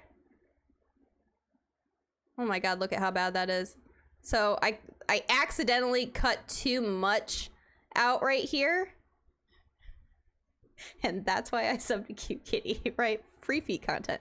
I accidentally cut too much out of that handle area, so I used a lot of hot glue to glue it back together. But yeah, so that's all the pieces here. It's all hot glued together. And this is me hand sanding the little serrated parts. I don't know what you want to call it. What it looked like after. My god, it's loud, sorry. Me hand sanding the damn thing. Sorry, you're gonna see a lot of boobage. And this is a Dremel, so never really sanded anything other than like 6th grade. This is a Dremel that I bought. Never Dremeled anything other than like animal nails. To Dremel out and kind of shape. You also used it to kind of shape these little serrated areas there. And then me hand sanding. Apologies for the boobs wiggling everywhere and me hurting my back in these really weird positions, but this is the only way I could do it, straddling my knife. But I hand sanded it when I found out later on I could use an actual sander machine. So I hand sanded and hand Dremeled this whole fucking thing. No apologies needed. Booby wiggle. Okay, so this is everything glued and cut out and whatnot. And now what I needed to do to, that's a clip, right? I figured. This is me in the garage, and I'm putting on my first layer of wood glue. There was a total of, I think, 9 layers of wood glue. So this is this process took the longest time, because I have to cover each side. And at first I was covering one side, letting it dry one night, flipping it over, doing the other side, blah, blah, blah, blah. Should have asked me. I have all sorts of weird tools. I didn't even think about that, Quentin. So this is after the first layer of wood glue, and that's really just to kind of solidify everything, keep it from breaking, because pink foam is bullshit. This is me in the basement. My brother was amazing and found this little like coat hanger, whatever you want to call it, thing that adjusts. And this was my little concoction, like putting some tape to wrap it around up. Like my brother ended up putting something a lot more economical up there to hang it up. Robe rack, there you go. But anyway, so I'm putting, I don't know what layer that is, but I'm putting the wood glue on. And then this is the second template for the helmet. So that first video that you saw, I actually got the measurements correct for my head the very first time. I just went off of a template online, added a few inches here and there, and that was the template. This is now like the piece by piece of the of like the shape of the helmet. Putting it on, making the siding. I'm gonna go through it pretty quickly. This is, I think, the last coat, or one of the last coats of wood glue. And then this is me being extremely, oh my god, my eyes are so dark, I haven't slept in days. This is it. The wood glue is finished, and I'm really excited, but the wood glue is completely finished. It's ready for primer. Now we work back on the helmet. This just shows you the inside. I used painter's tape, so that way we're able to take it apart easily and put it back together. We numbered each piece. I said we because my brother helped with the process of, we should do it this, we should do it this, and he's kind of like the Silent Hill expert. So I wanted to make sure I was doing it correctly. I was going to make it right. So basically I've got a number 3 here, which means on the other side I have another number 3. Over here I have a 1, which means I have another 1 because I mimic each side the exact same way. This was putting it on, adding a little bit more of a point to the end.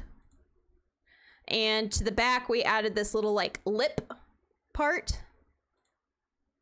This is what the inside looked like, and because it kept collapsing on the inside, these little pieces right here keep it from bending. So, and then this is kind of like the final template.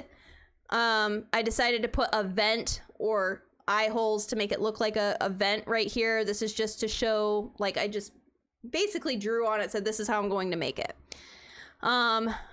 Afterwards, yeah, so this is everything, where the cogs are gonna go, where the piping is gonna go. This is just a, hey, this is what it looks like now, just progress photo. Posing, right before we take it apart because I have the foam out now. But this is foam core poster board. Believe it or not, this big ass board right here, I actually only needed these, like, I think I have 2 of these boards right here to make the whole helmet. I thought I was going to need this big ass board. It's in the basement. I don't need it. So what I did is I pulled apart the helmet piece by piece. So double parts here. So there's like 2 2s here, 2 3s here. I pulled all of those pieces apart like a Lego. And I laid each piece on there. Jake helped hold things down so things weren't moving. So we precisely cut out each piece and then numbered them. So right here, you can see like we drew. By the way, this mat, one of the, like, a lot of the stuff I've never done before. So this is like next level cosplay for me. This is a self-healing mat is what it's called. So you can put sharp objects into it and then it just heals itself back together. It's fucking amazing. I love it. When you tore it apart, it scared me. But yes, the lip was very needed. So this is just progress of cutting out the pieces, putting it together. So weird thing is, this is where Jake and I found this app. It's called like a triangle app because geometry is So much fun. So these two pieces right here, number 1, number 2, when we put them together, it just didn't really fit for some reason with the foam. So we ended up having to figure out how to fit an additional piece that we didn't know we needed. So this middle piece here. So this middle piece here was not on the original part. So we did a couple trial and errors. I'm like, something's missing. It doesn't look right. We need to make it wider in the back, but we use this app and it just basically filled in the blanks for us. And then we added this part here in the middle to make it wider, so that way it was not so like pointy.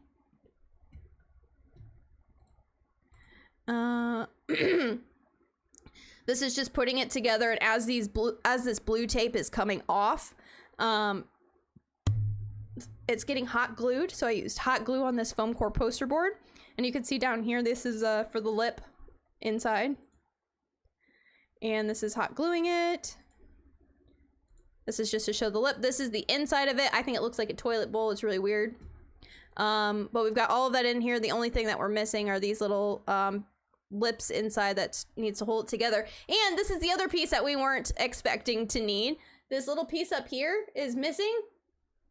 For some odd reason, the calculations were weird, so we came up with this missing triangle piece that we just had to measure and cut out and put a little triangle in there to connect it all together. It was kind of weird. Let's with it on, hot gluing it together. This is it completely hot glued. These right here are foam dowels. This is me wrapping the hilt. This is just made out of foam core poster board right here, and a little EVA foam. The wrap right here is like 2mm EVA foam for the handle. And this is that completely done. And I was like, we need something to cover this piece here because it looked like shit. So we made another piece, which you'll see in a second. Those long dowels, we cut into these tiny little circles.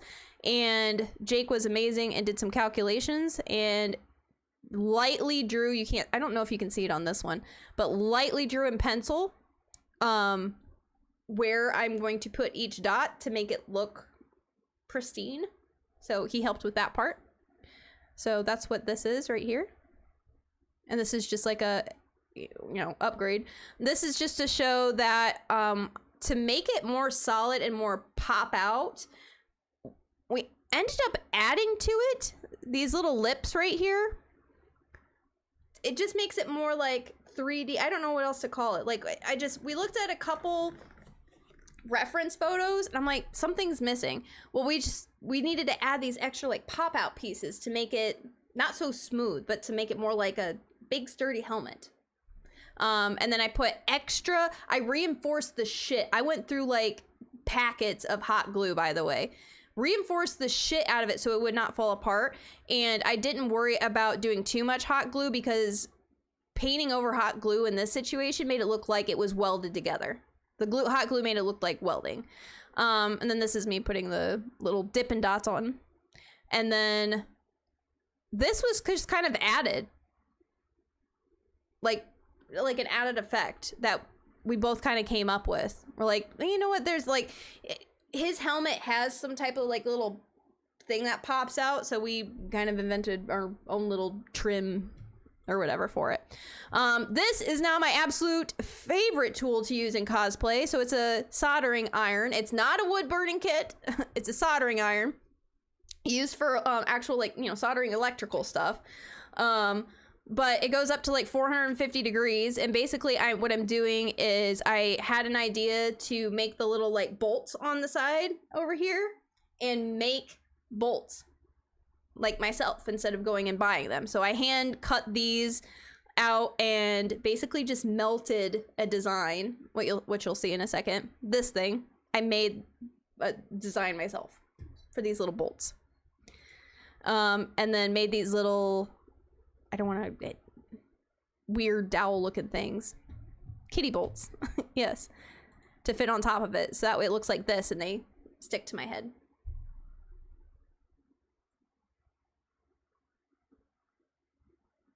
I've never worked with resin. That can be unlike, I mean, that was kind of like, yeah, you see my hot glue gun back here? Yeah, I've learned about like a lot of different things at con, but adhesive resin, that's a good idea. It probably all just depends. I did learn, by the way, I just automatically thought, and I don't, if you know this already, don't say that I'm stupid. It was trial and error.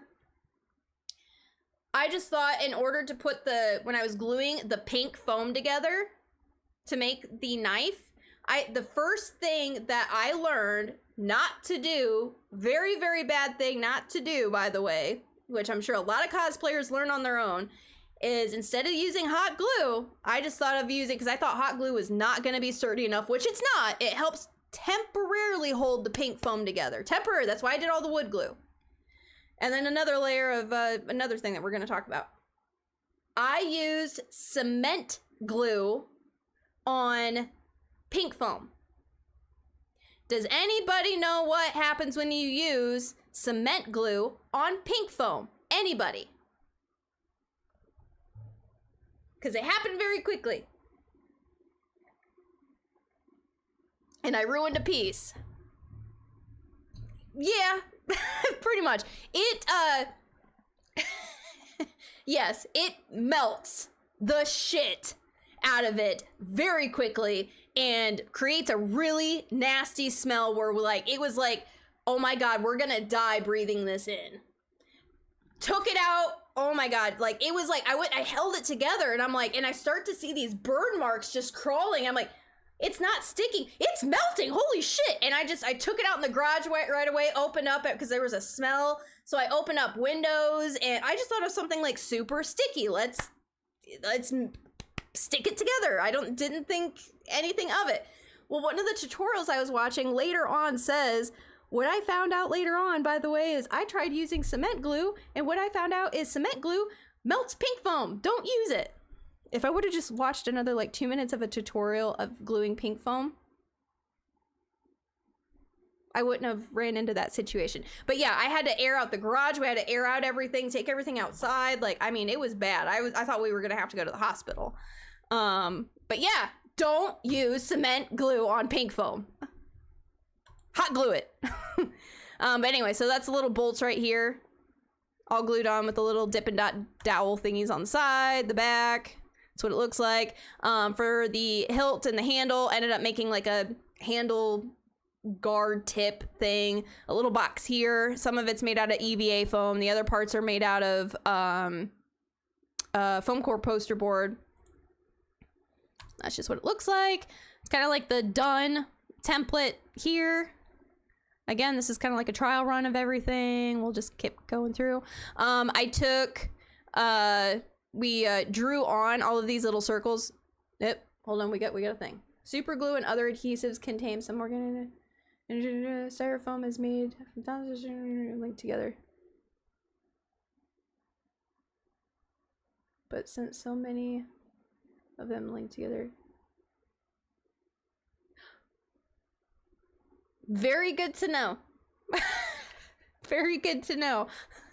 I mean, I even I knew that cement glue, like you don't want to breathe in that. So I at least had like the window, I was at a table by a window. So I at least had the window open to air it out. And I think I even had gloves on and a mask, like just a regular, painter's mask on. So I was like prepared for that, like for the smell of cement glue, because I'm a person that tries to read like some of the warning signs on it, like being a well vented area, blah blah. I'm like, oh okay, whatever. I don't think on the cement glue it says don't use on pink foam. So sorry. Anyway, so there's this is just me using the Dremel to make the vent holes or eye holes.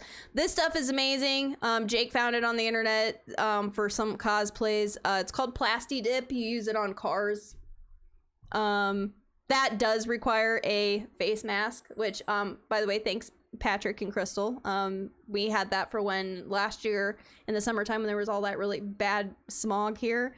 So we had these to use, but yes, so Plasti Dip, amazing. So it's used as like a primer and to hold things together. That's what all that looks like. We'll keep going, go through things. This was the cog on the back, gluing the cog on. So I just went ahead and safely used hot glue for a lot of this, and then just reinforced the shit out of it with hot glue and wood glue. But that's what the cog looks like. These were cut out and individually glued on. All these little spiky things. Aw, babe. Oh, I still have the other one. So that's what it looks like. That's what it looks like. So I did find out, thank God, that the foam core poster board right here, when we put the Plasti Dip on, what happens to paper on foam when you get it wet? What happens to paper when you get it wet? It warped. It got mushy and it warped. So I'm so happy that we decided to do the Plasti Dip on this part first, because it would have ruined all of that work on the helmet if we did not do wood glue on the helmet, like layers of wood glue before doing the Plasti Dip. It would have completely just turned it into mush. Because we came out the next day and there's a few areas. I mean, it ended up making the weathering really nice for the tip of it, or for the hilt. But I put probably 3 layers after we saw that. I put 3 layers of wood glue on this bitch, like to hold it together, to make sure that it wasn't going to get mushy. And then I put 3 layers of hand painted wood glue all over the helmet before doing any Plasti Dip. Oh, 3D printer. Yeah, we talked about that. PVC pipe. That's just what we decided to use for the front. The little pipes to decorate it. Ended up making the helmet pretty front heavy, to be honest. Wasn't the best idea, but aesthetically ended up looking very nice, as you can tell. So that's basically the finished product. This is me putting on the layers of wood glue. I did 3 layers, so that took forever. This is me making like the bra, bikini, whatever you want to call it. I just took one of my bras from upstairs and measured it. Found a design online and kind of made it my own and measured everything out. All of this was done 100% by me. I didn't ask my brother for any help for a bikini. Anyways, it's upside down or off to the side, and then this was a bunch of trial and error. I wasn't sure how to fold the triangles or to connect the triangles to make it look cool. So I actually did it, like, I think this was my 3rd try before I actually did a good job in putting it together. So this is the final product where I'm going to put little bolts at. I saw some people using like screens, like black screens to cover their boobs. So I almost gave up on the bra because I was like, I don't know what's gonna, I couldn't figure it out, but I figured it out. I just went upstairs and grabbed some old fishnet stockings, or pantyhose, whatever you want to call it. And I cut out the fishnet and put it behind there. Glued it into place, and then I cut the excess off. So that's what it looks like afterwards. Ended up working out perfectly. And the accessories, this is all while I'm waiting for the wood glue to dry for the helmet. Decided to make some accessories. I just grabbed EVA foam and wrapped it, measured about the width about what I wanted, wrapped it around my arms and cut it out with an X-Acto blade and taped it on. Made these little lines here for where I want the end of it to connect to. Sanded everything down. Everything also is, all the EVA foam is sanded. I decided to put these little fun notches in because I saw a few other cosplayers do it and I thought it looked really cool, and I'm like, oh, let's try it. Did it also in here on the little the cuffs.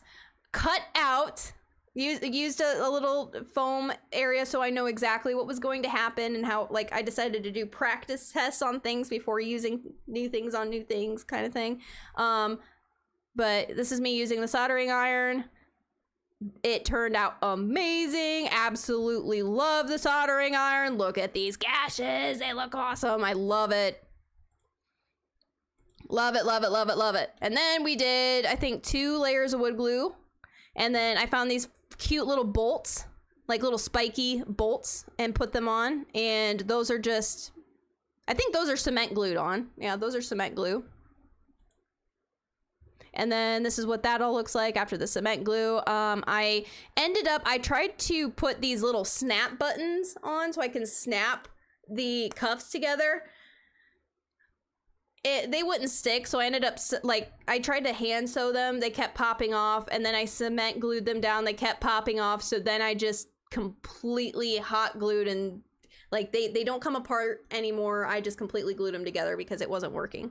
And then I use these little clips. As you can see here, I use these little clips. Josh, that's what I use the clips for, to hold while the cement glue is drying. Plasti dipped after the 3 layers of wood glue. Plasti dipped the whole helmet, so it's ready for sanding. Get the Silent Hill reference in the background. Ready. I have to make bra straps and belts, so I just went to the store, bought some fake leather, like pleather, measured it, put a few different lines. So it's super easy to make straps. Made that for the belts as well. Plasti dip outside, well ventilated area. Sorry, there's no mask.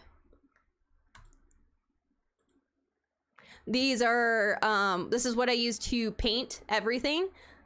The brands and the sponges for like this fun little metal rusted weathered effect. My little Bob Ross thing here. Was that it? Ah, sorry. So this is me painting the very first layer, which is just a bunch of back and forth strokes. Ayo. And this is what it looked like after the first layer of, it was just a little bit of silver, a little bit of black. First layer all done. First layer. I think actually, no, I think this is second layer now. I did 2 layers. This is, Plasti dip is done. Hand painting. Like at first I wanted it to be metal and it turned out to be more like leather. So I felt, leather works. You can see here. This is the darker metal. I finally got the color that I wanted by mixing some paint together. This is the couple layers of like black and silver that I did. And then I mixed a little bit of brown with it. And it gave me this really cool dark irony color that I absolutely loved. Right click on the tab. What?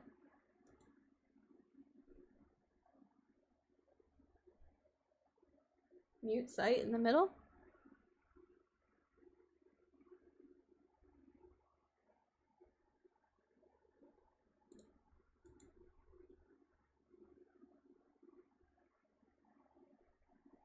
Mute site. Oh, it's taking me. Oh, well, you're gonna see my butt and everything. Why is it taking me there?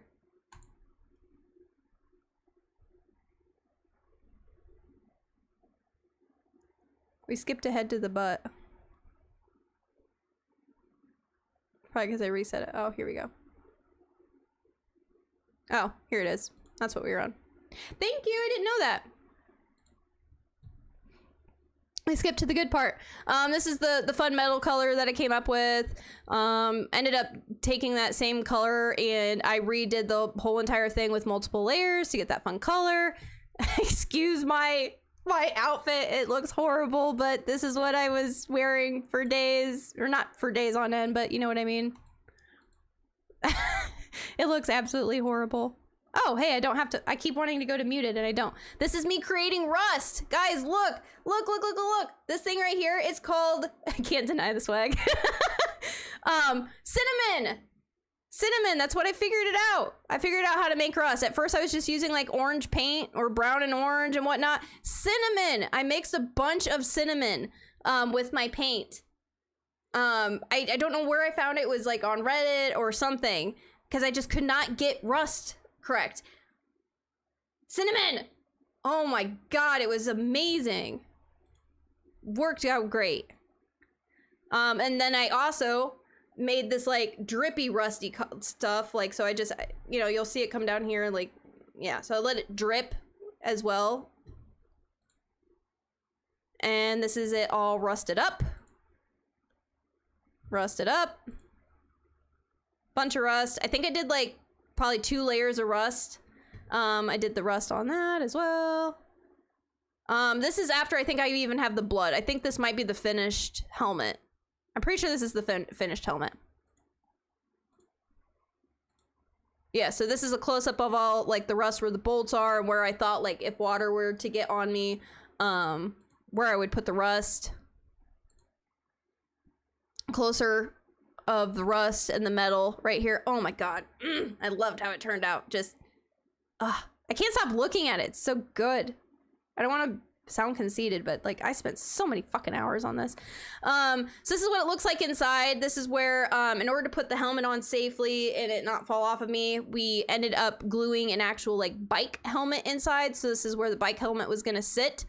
And then plasti dipped on the inside. What you're seeing here is like the like me painting the metal on the trim and doing the metal and blood and rust here. This is what the final rust, this is the final product when it came down to the cuffs and the bra. It's kind of more like a leathery look is what I went for. This is me. Oh, okay. I'm adding a little bit more. Oh, this is the blood. This is the blood splatters.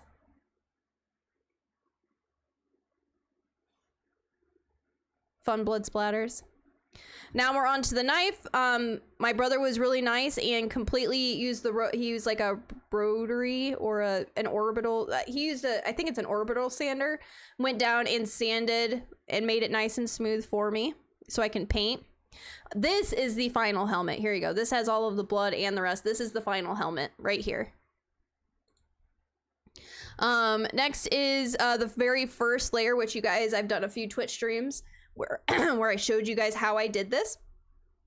It was just hand blotching metal looking silver paint, and that's what it looked like on the other side. And this is after everything is dried and looks amazing, nice and weathered. This is the finished product as far as the helmet goes, just the natural lighting. Added like this darker color. To be honest, I completely fucked up the sword and had my brother completely on one side. And yeah, I know I made that. I'm still trying to like, it's right there. It's still like, oh, still tries to get, whatever.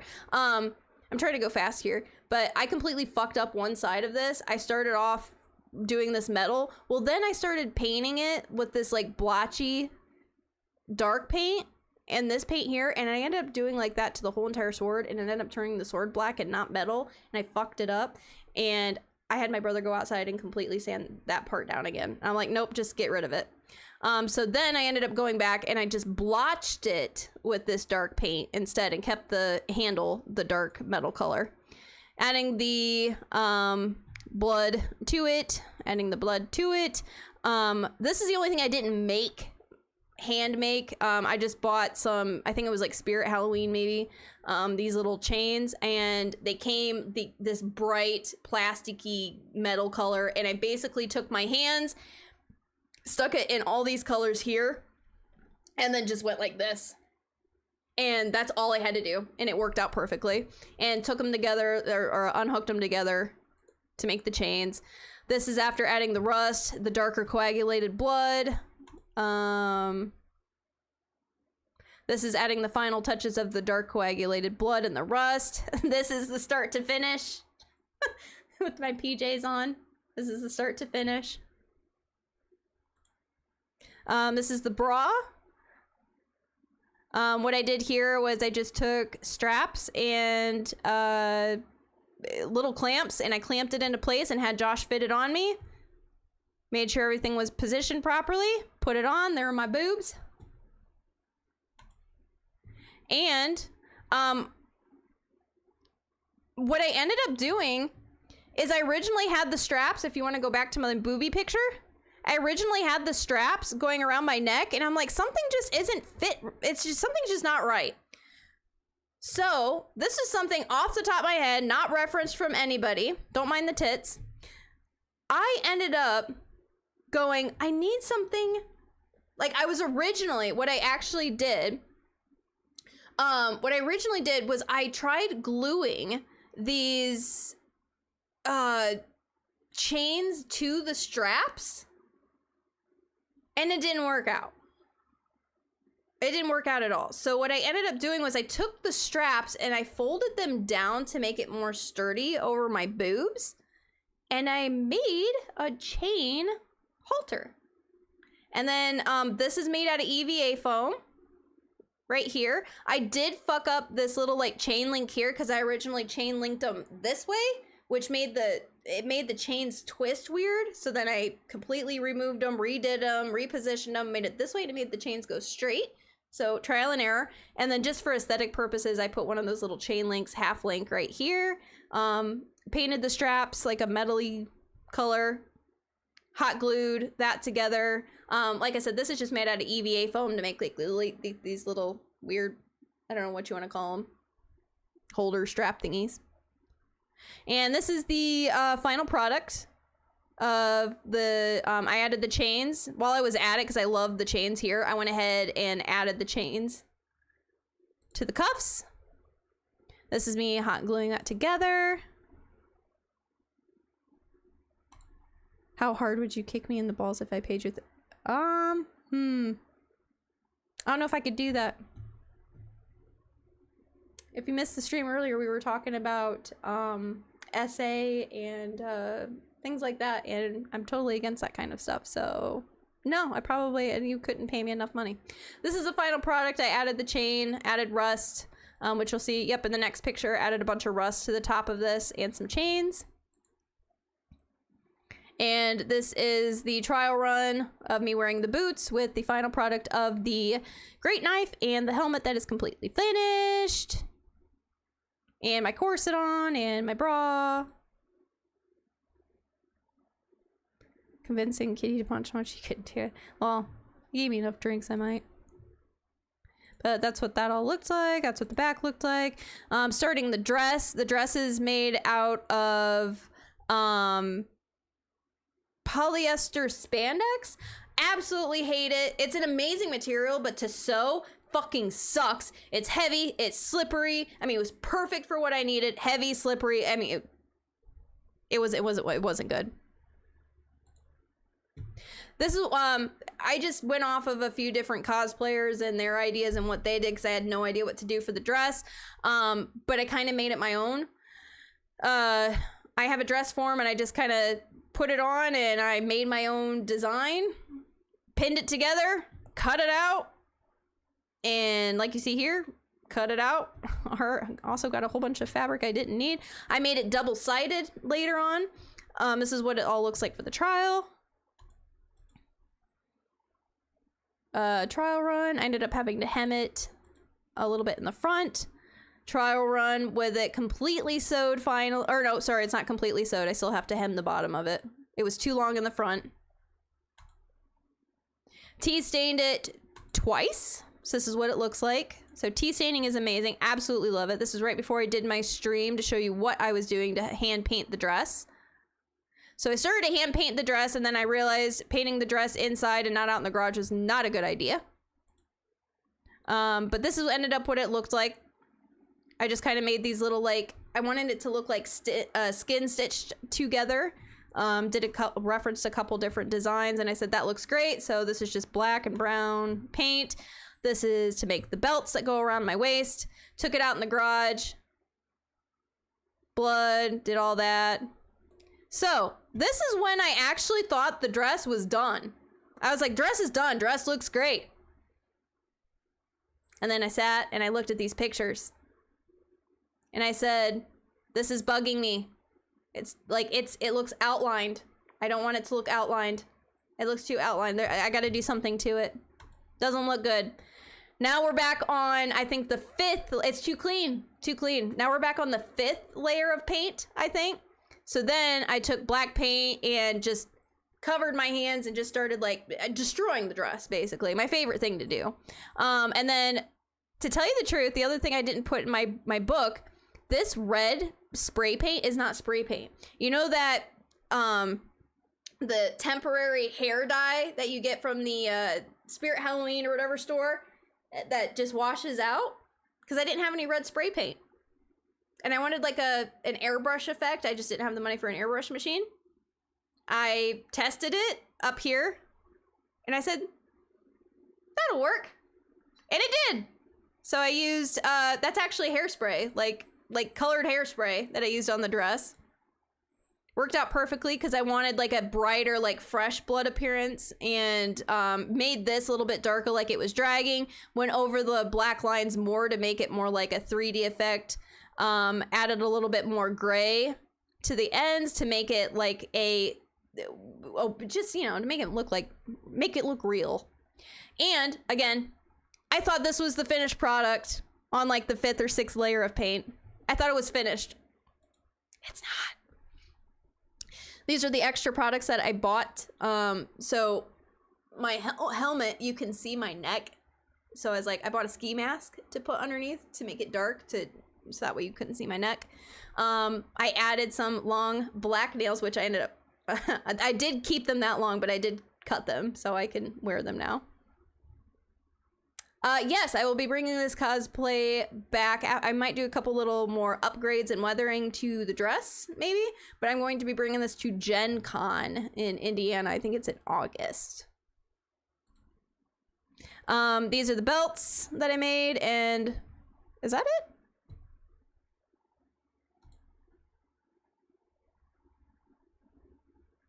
Is that really it? I thought the last pictures were...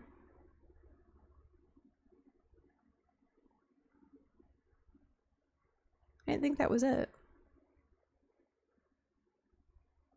Oh, I guess it is. I didn't put the final pictures on. Okay. Well, in that case, we'll go to these pictures. But well, okay, so Quentin, I'm doing a photo shoot before the next con. If you'd like to be involved in that photo shoot, you're more than welcome. So I ended up the one thing that is not the one thing that is I'll be there. I'm serious. If you want to come along and you want some fun shots, you can go. The one thing that is not on there that I did to make the dress final that I can probably try to show you real quick.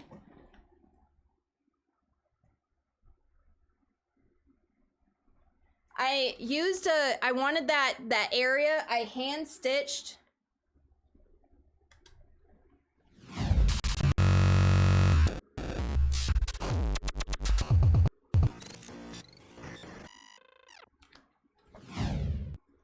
What you guys can't see, like, because I didn't post these, because I literally did this, like, 2 days before we left. Not even 2 days before we left con, because I was just not satisfied with it.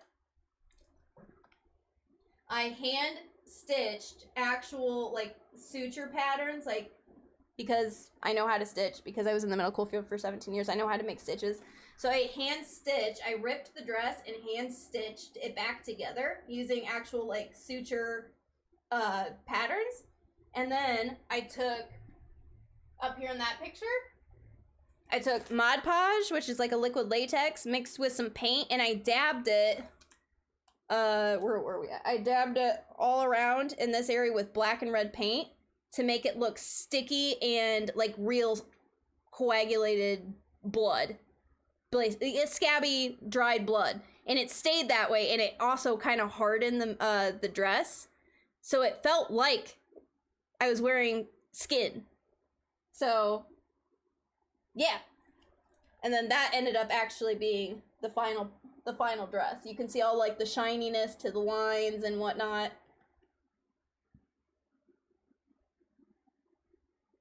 So that was the end. I didn't post that on Facebook. But what we'll do real quick is we're gonna go to Saturday.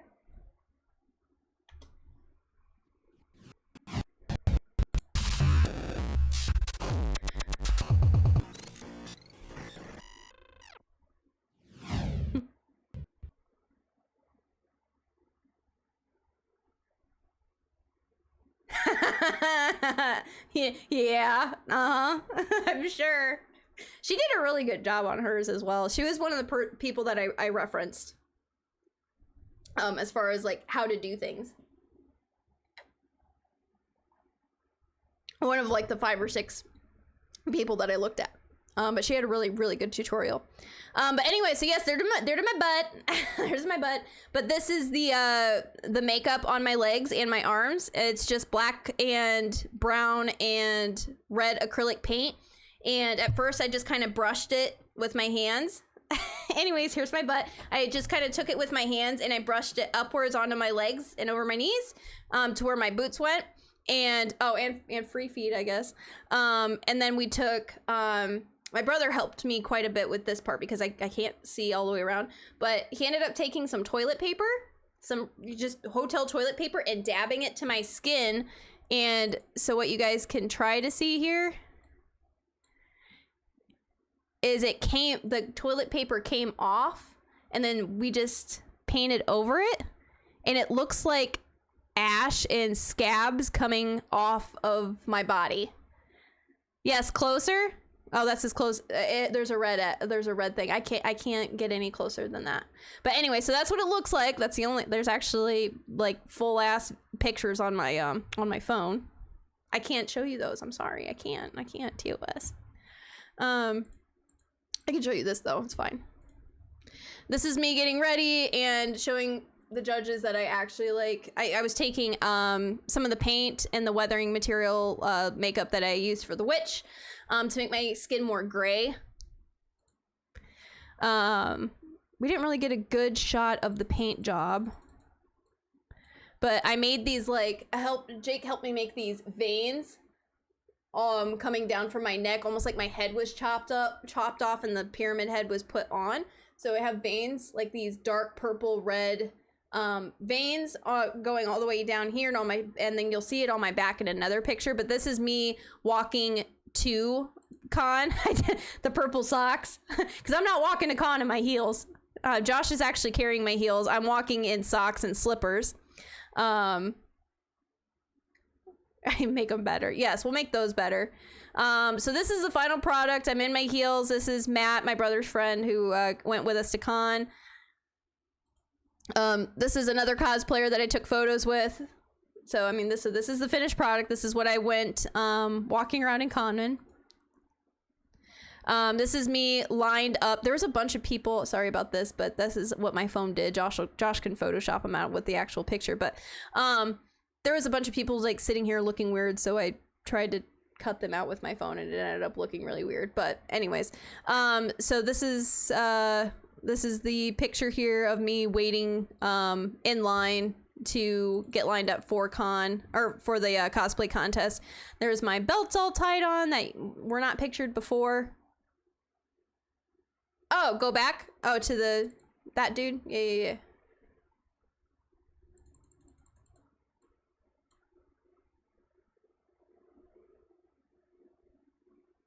Yeah, this guy entered the contest, and I believe he won best in like detail or something. It was like wasn't like first, second, or third or anything like that. He won some type of like detailing certificate. I don't remember. His shoes are actually pretty cool. I really liked his shoes because I really liked his shoes because I could really only see out of. I could really only see out of the bottom of my helmet.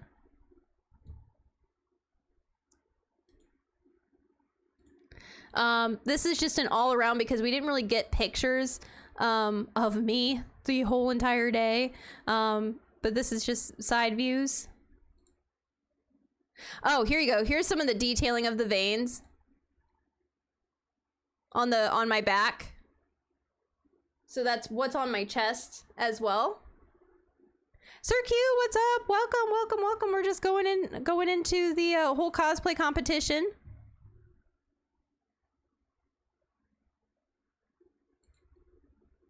So this is the other side view of everything, getting lined up to go on stage.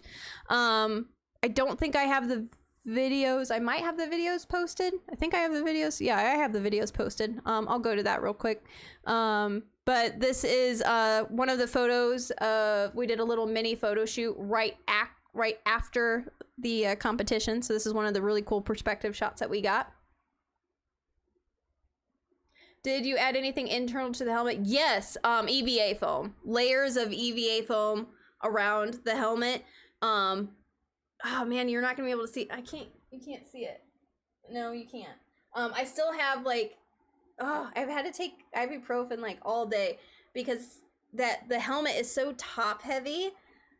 So my neck and shoulders and my head right here, I need to add more EVA foam or something more comfortable right here, because even all of that hurt so bad. I had to keep taking the helmet off, like taking breaks throughout the day, because it was pushing on my forehead so bad right here, and the ski mask was also pushing like this. Oh my god, my neck hurt so bad, but it was worth it. But these are just a couple of the shots that we did out in the courtyard. This was after the competition was over. Show the picture of you and the other pyramid head I took in the folder. You could add the shoulder support. Yeah, I was also thinking that too, because some of the pyramid head, I ran out of time. Some of the pyramid head templates that I saw, he has some type of like shoulder metal thing going over his shoulders that help hold it or something, and they're like bolted into his back. So I thought about also adding that. So maybe I might do that for Gen Con. You said there was a folder, babe? Oh, right here.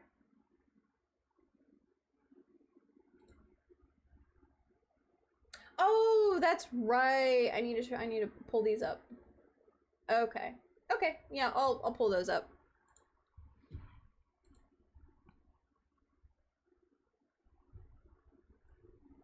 All right. This I think I can actually.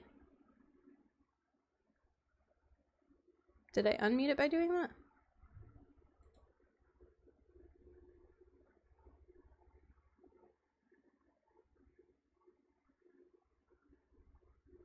Yeah, don't worry about it. But anyway, so this is me going up on stage and showing off my costume.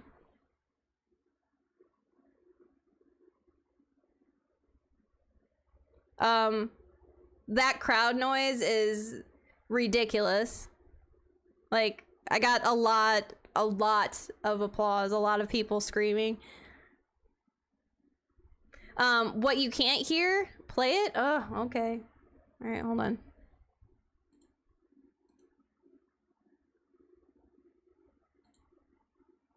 Oh, I didn't know if it was gonna do that thing where it was gonna reset. Okay, here, I'll play it.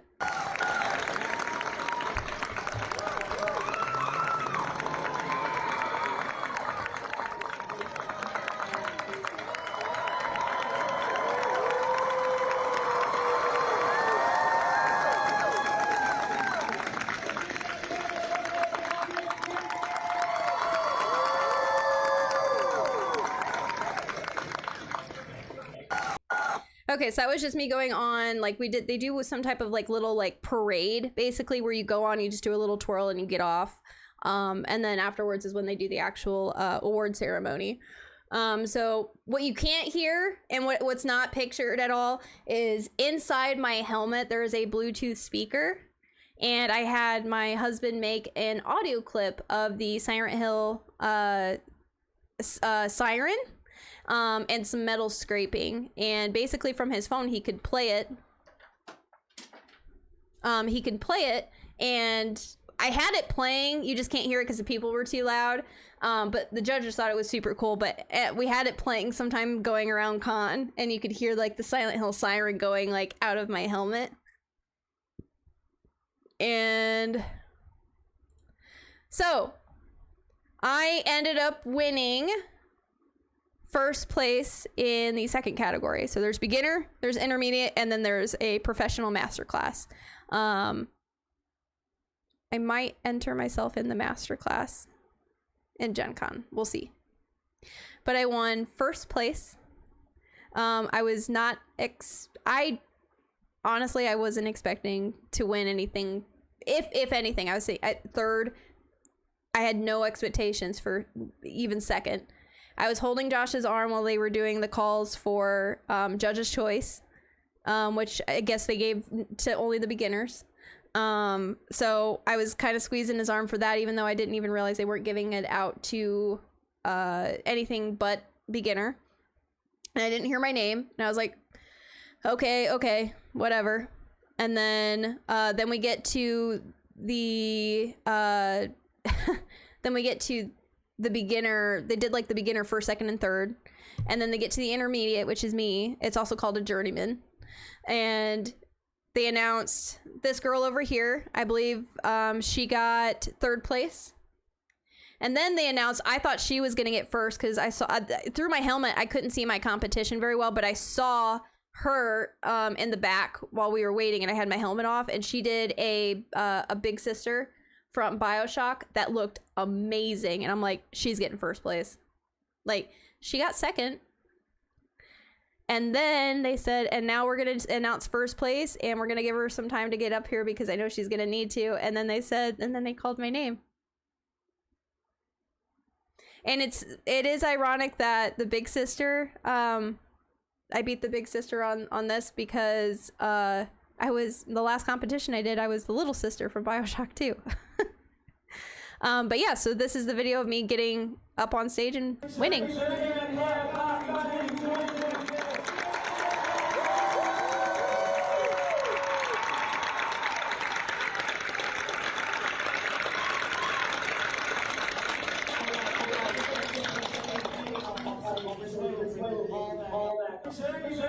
Yeah. So that was, thank you. I did not think at all. I did not think I was going to get first place.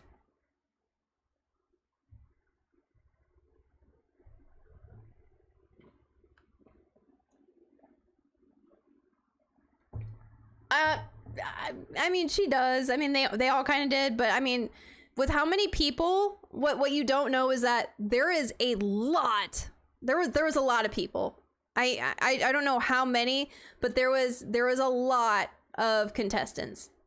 A lot. So this is me backstage. After I walked off stage, Josh was my handler, and he came back and helped me down, and they came back and they handed me my certificate that says I won, and then I also won a $500 cash prize. Yeah. Each first place got that. And I'm like shaking in this picture and crying underneath my helmet because I was like in shock, and I did not think I was gonna get first place. After I was holding Josh's arm when they were calling third, calling second, and when they called second, I just let go of Josh's arm, and I'm like, I'm not placing this year. I was not expecting at all to get first place.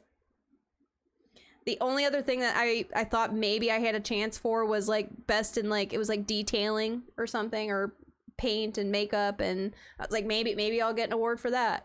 But I placed first in my category. So, but it still has it like hits me back and forth because, you know, I didn't get to really see anything because I had my helmet on. I was ready to walk away disappointed. I really was. I was like, man, I worked so hard on this. I spent so many hours. I put, 5 months of work into this. I did not think I did not think when they called second and third place, I was like, I let go of Josh's arm and just kind of sat there, and it's like, I didn't place. And then when they called first, I was like, when they called first place and said Lady Pyramid Head, like the whole crowd went nuts. They did kind of hint. They're like, and we're gonna and she's gonna need to take a few minutes to get up here to accept the award. But first place is KuteKitti Cosplay Pyramid Head, and I was like, as soon as they said that, I like grabbed Josh's arm when they said, because I realized the only other person that needs help on stage is this Godzilla thing that lit up, that was styrofoam, that it looked cool, but I didn't think it was gonna place, and it didn't. But this is my certificate, just says I got first place. And I think that's it, other than Josh wants me to show you.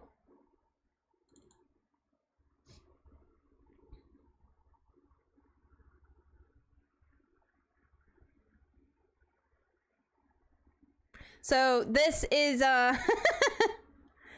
this is the pyramid head.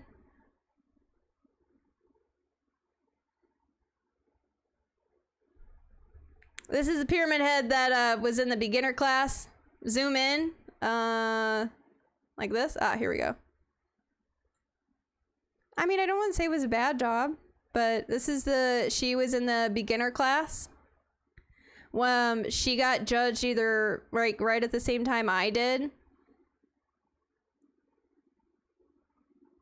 And apparently, from what everybody said, is she looked absolutely pissed when she saw me walk into the into the judging tent. I mean, I feel like she did a decent job, but I mean, she was correct to put herself in, I think, a beginner class. Her sword looked like it was honestly made out of like a cardboard or very small foam or something. But I feel like this is like a perfect example of like beginner versus like semi-pro. But she was nice and let me take a picture with her. Yeah, that's what I said. I was like, I didn't think it was that bad. Like, I think she did okay in the helmet. Her helmet was had a bunch of screens in it so she could see. But yeah. Yeah, I think that was a good thing to do. Like, I didn't want anybody to feel bad. This couple here, killed their costume, by the way. Just amazing. So if anybody's ever played the game It Takes Two, they ended up winning, I think, first place, I think, in beginner. They were in the beginner category. Second place. Make them feel bad. They did, look at this, look at this makeup. She did amazing. Look at that. They did such an amazing job on this. And what you see back here, they made a, he's got like scissors or bolts or something back here, and she's got the hammer. Like, I thought they did such a great job. And look at the shoes. Yeah, they did a great job. Absolutely loved it. And then this picture is a picture of all of the winners.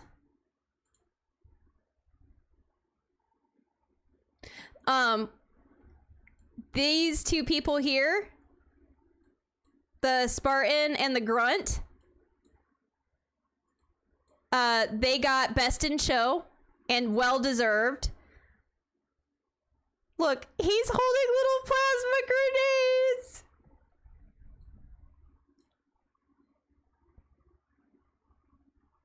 Super amazing. Like, look at this armor, all made by them. Like, very well deserved Best in Show. But the fact that he used his son and made a grunt, they got up on stage and I was like, oh my god, that's fucking cute.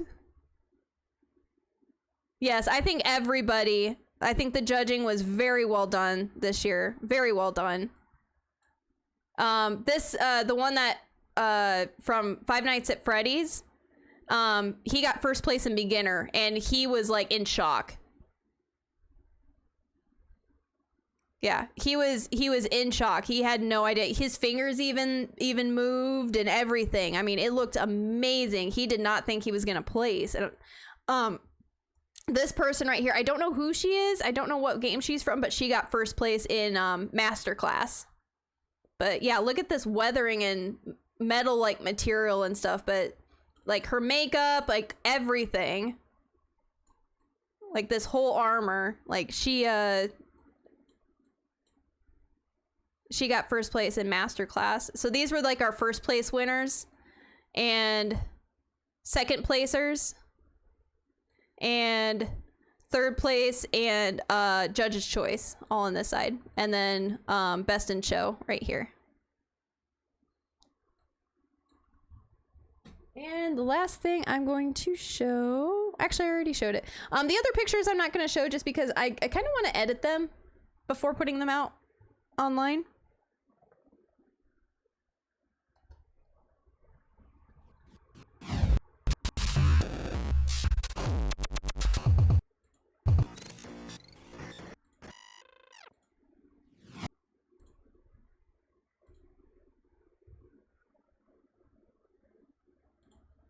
Okay. But yeah, so really the only other thing I'm gonna say about the night is, or about the day is okay, all right, I'll talk to you later. Go hit the sack. You have to get up early. Thank you, thank you. I will make sure I put it all on for you and Crystal when you were here. Don't worry. Maybe, Josh, maybe we do a photo shoot when they're here. Maybe we can make it a group activity and we do the photo shoot when they're here. So I can get in like full costume for them. It takes time, but like, yeah, see? Like hours. They have a whole week and we have time off. Why not do it like that Wednesday? If we have good weather, why not go do it? And they can come with us and show it like they can help me pose and things like that. Sure.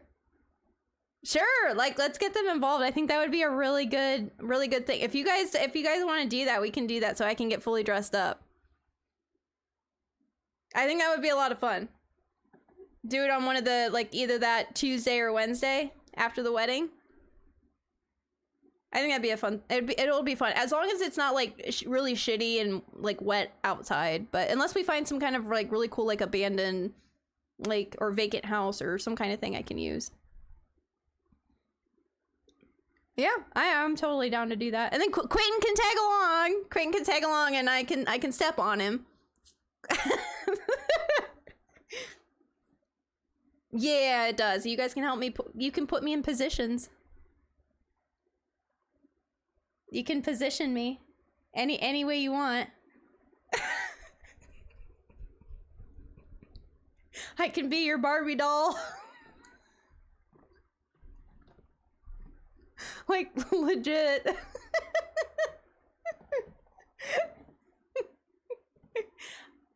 We're recording.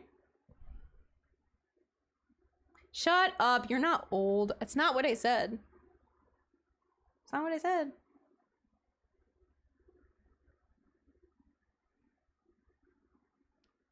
The blonde wig. I have a blonde wig. Patrick needs to sleep, not like. Yeah. All right. Well, last thing we're gonna talk about is just like the little like experience real quick, which was I got bombarded like the moment I put like we got down on the con floor. I put my boots on. And before I even got my helmet on, there was a videographer like at the ready. He's like, yep, go ahead, get ready. I'm doing a video of you first. And I'm like, all right, you get first look basically like at a wedding. And it was, I'm not joking, and Josh will let you know. I'm not joking. This is how far I could walk most of the con. At a time.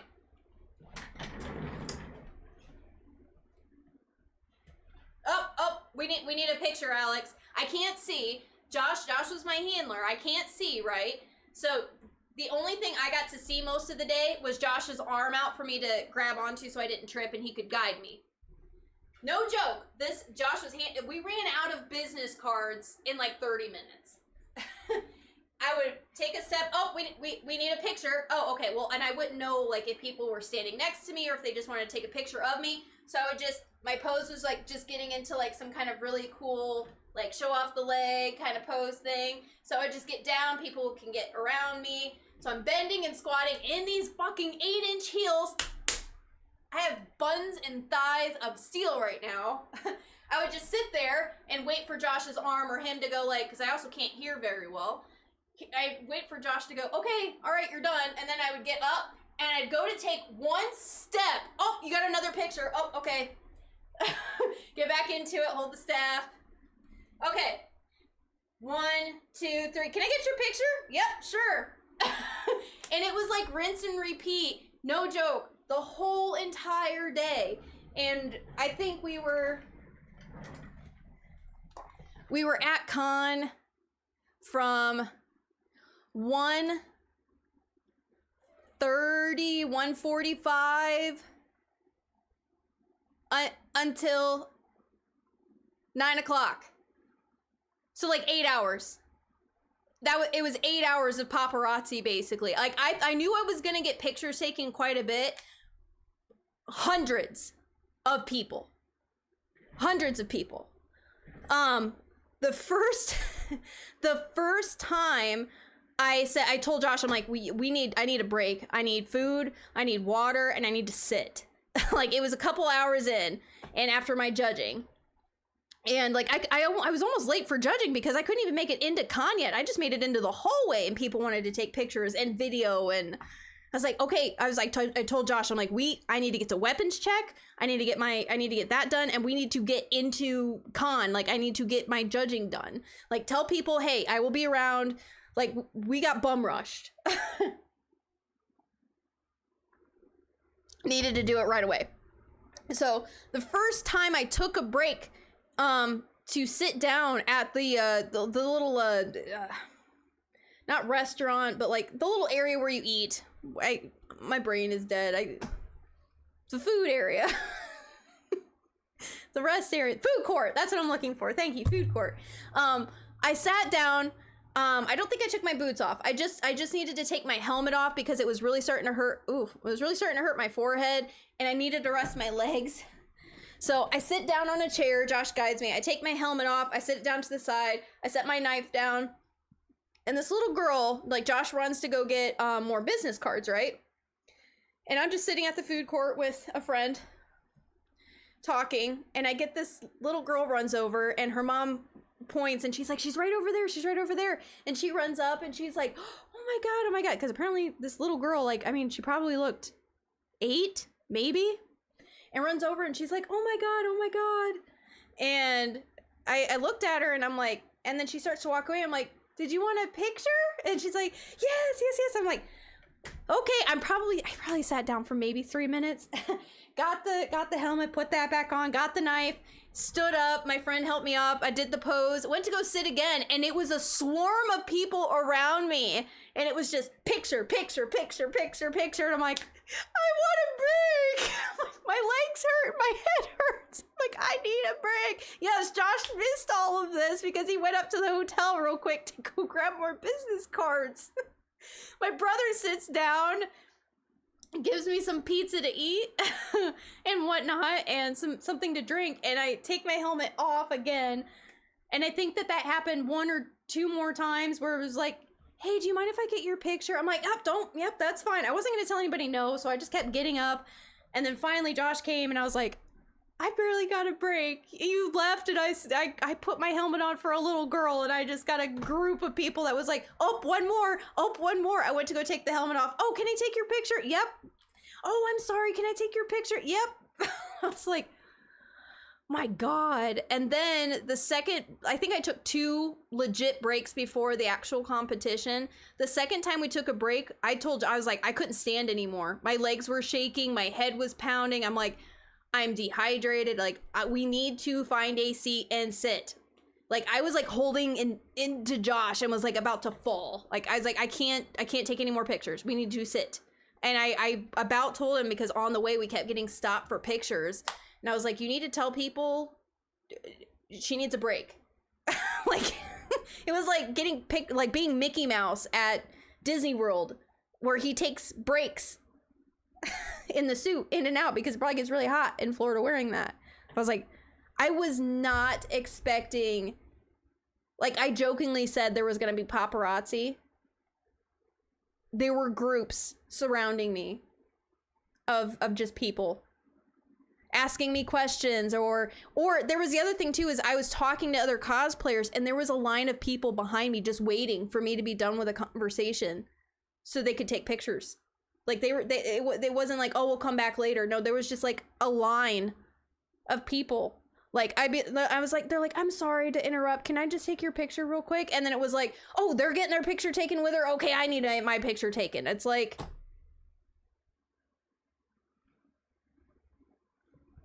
and then at the end of the night, after the con, or after the competition, it was like the same thing.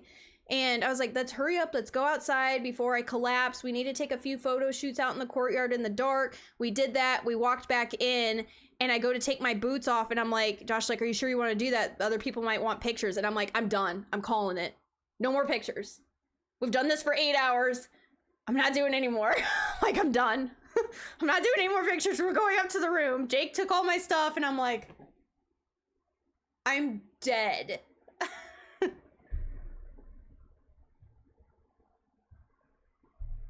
I'm taking Britt to Creation, Indianapolis in August con.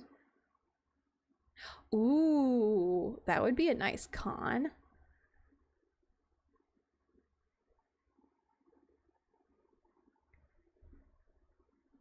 Yes, yeah, it was. First time ever you ate and had zero anxiety.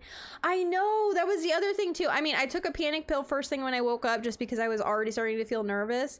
But like, this was also the first time like I didn't re-up on my panic medication and I actually ate food and it was like, I don't know, I didn't have really any anxiety going up on stage. Like I was slightly nervous and I was like, it just made me happy that my anxiety didn't take over my life for the first time in a long time for an important event. It was really nice. I think it also helped though that I had a helmet on, so it like hid me. And now you get it. I had to converse with so many people on my materials. Right? So many people were asking like, how did you make this? How did you make this? Or they were just shocked when like Josh would start off by saying like, yep, and she made this all herself. And he'd be like, no 3D modeling or anything like that. And they were like, wait, no 3D printing? Are you kidding me? Like you handmade this? I'm like, and I would just shake my head up, my helmet up and down because you can't really hear me. I was like, I made all of this. And that was just like, oh my God, you're totally winning. You're in the contest, right? You're totally winning. And I was like, you know, it's not the people's choice. It's the judge's choice to make. So I was like, you guys can say I'm going to win, but it's not, you guys don't make the decision. I was going to give it a couple days and start looking, because apparently I'm also going to be up on their website, and their Facebook and all this other stuff I was told. So it's probably going to be a few days before they go through all of their photos and videos and editing and things like that. So probably by the middle of the week, I'll start saving and photos that I'm finding on the internet. But I guarantee you I'm out there. Yeah, actually handing out the business cards and stuff was a good idea. I already have a few more followers on Instagram and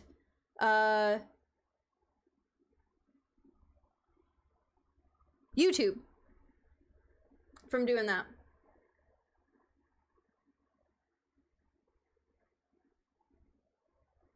Yeah.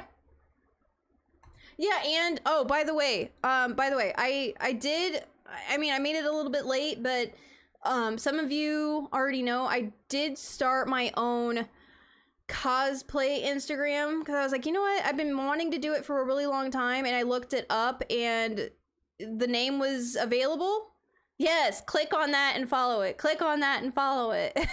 I'm still kind of promoting my regular Instagram, which is we're BBN for life. Yes, my regular Instagram, but like that's kind of like, it's like a personal Instagram and a cosplay. Like I use it for everything, and I'm like, I just see a lot of cosplayers make a cosplay account, and I'm like, let's just do it. So I went ahead and I made one. So that's where you're going to see any type of cosplay. I'm going to put it on that, and I need to start growing my followers and everything on that Instagram. So I need to promote that Instagram. So make sure you follow it. If you have not followed it yet, share it. That's where I'm going to be posting all of my work as far as cosplay. You were, I appreciated it. And I think you were the first person I followed too. Oh, babe. I knew that I knew you were going to be the first one. I knew it. But yeah, now that it's 1:30 in the morning and I did my normal 3-hour stream and I didn't even play a damn game, but I was expecting not to play a game and just talk about con. So something's going on between you two. I mean, rain on Kitty.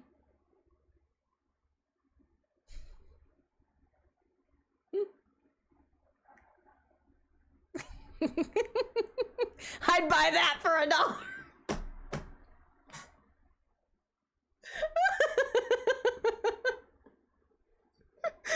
Oh my god.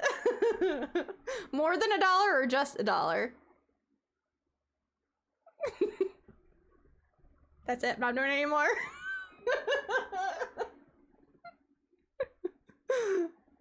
I hope you know, Crystal, when I watch your streams and I see the burrito thing pop up, I'm over there doing it in, like, I'm doing it over there in my chair while I'm working, doing the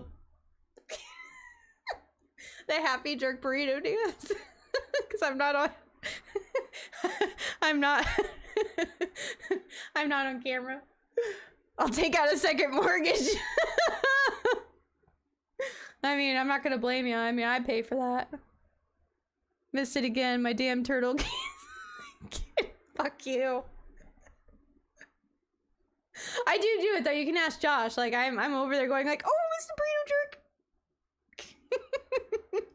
I don't know. I just think that is probably like my absolute favorite emote in the whole entire world. The fact that you made it go up and down just. I going into your stream the first time and seeing it go up and down and my eyeballs went. I'm like, that, I know what it is, but that's not what it looks like. Sorry, I was watering my pet fish. What was that again? I know, what was it? I just had to make it go up and down. Did you mean for it to look like that, or it just like turned out like that?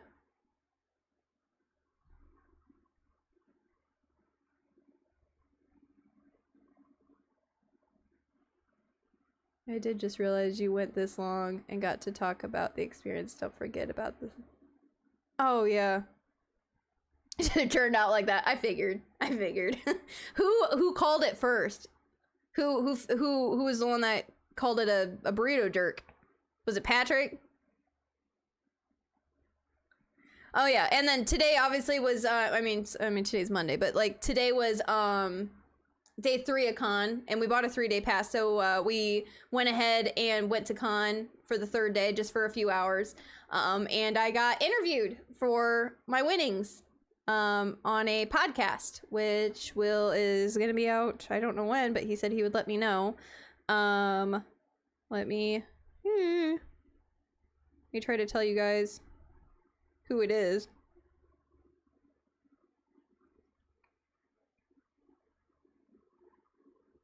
It is Limitless Broadcasting. They have a couple different podcasts under it.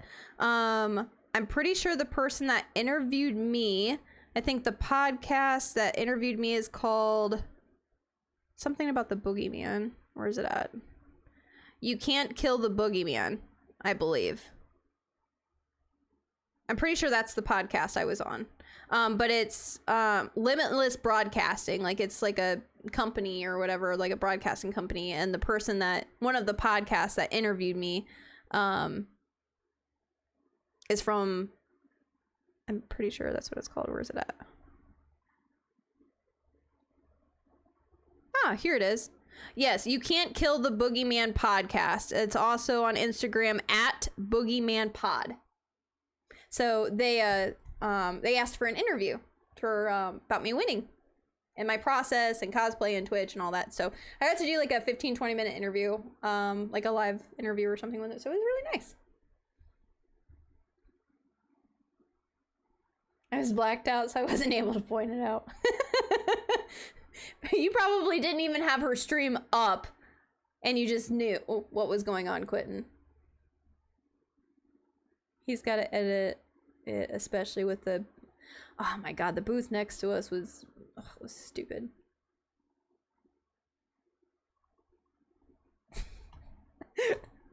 Quentin was probably like he has that sixth sense sixth sense, you know, about it. Like he just knows.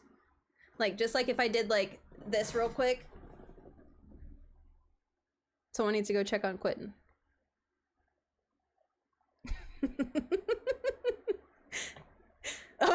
sense a disturbance of my peen. You call it your peen? Is that what you teach your children to call it, as a peen? Because that's adorable, actually. It's a really cute name. I know that's that saying cute about a dick is not a good thing, but like that's what you call a wiener. That's what a wiener dog nickname is now. They're called weens. W-E-E-N. Like it's a little ween. Like Pixel's my little ween. Like that's like a new nickname, I guess, for a wiener dog is a ween. Not a wiener, but a ween. So a peen. Is there anything else from con? I don't think so. I don't think so. I don't think I... Oh, I mean, we did our... Yeah, we did a... I did a celebratory... Like, we went to this place called the Sugar Factory, downtown Indy. I mean, it's all glammed up. It is not worth the money, but if you're down there to go get, like, one of their Sugar Factory things, like a shake or a coffee or something like that, it's worth it. Food, not really worth it in mine and Josh's opinion. It was not worth the money, but this is what I got.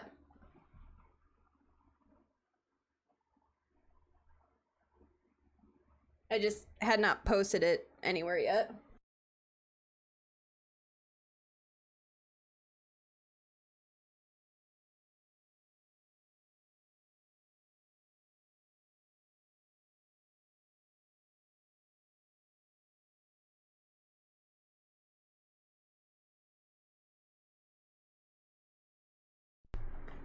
Oops. Oops. I'm not muted anymore. I got it. I just hit it. Yeah, that was worth it. That was a $10 drink, but it was like... It was... I hear you laughing! Shut up! Just making... Wait, hold on. Did I miss something up here? He's out. More TTV safe than the correct term, especially. I said dick on my stream.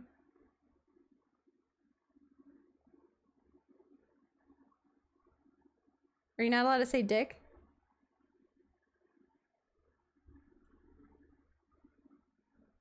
Whatever. I say that all the time. It's fine. Out here to get me all hot and bothered before bed. No, I didn't miss it. I didn't miss it. I knew what I said. I knew what I said. I just accidentally muted myself while I did it. Or I knew what I did. I just muted myself when I did it. But no, that was, it was called like a unicorn rainbow hot chocolate something something. But it was a $10 drink and Josh and I shared it. But it was decent. It was a decent sized drink, that's for sure. And it was loaded with sugar. Not my favorite thing, but like, yeah, it was like pure sugar. And Josh and I were just like, woo, we are awake. Food, do not get their food. But they have like some incredibly, really cool out there sugary drinks like that are decorated, and their shakes are like, their milkshakes are like this big, come with a really big straw and like one of those really big thick straws, and then on the straw they make you 2 thick waffles and stick it on the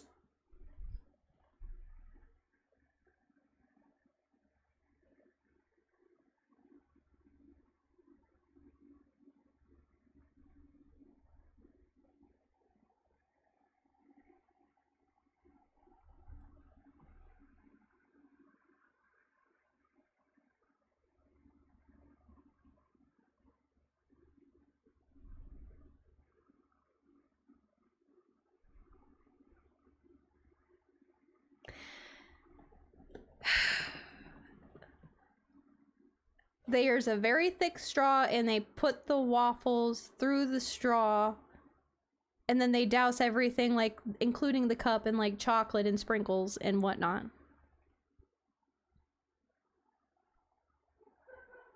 That's about how I can describe their milkshakes. Their milkshakes are like, I think they're like $13, $15 or whatever, but it's like you're getting a meal. I really just like to embarrass myself on stream, don't I? For the TikTok, we'd have to bleep it for how bad they are. Oh, that's stupid. Food sucks. Yeah, the food was kind of sucky. Now you're just doing it on purpose. It can't be instinct anymore. I'm trying to... I describe things with my hands. Those motions will give cutest glory days. The last 10 minutes has been KuteKitti jerking off air.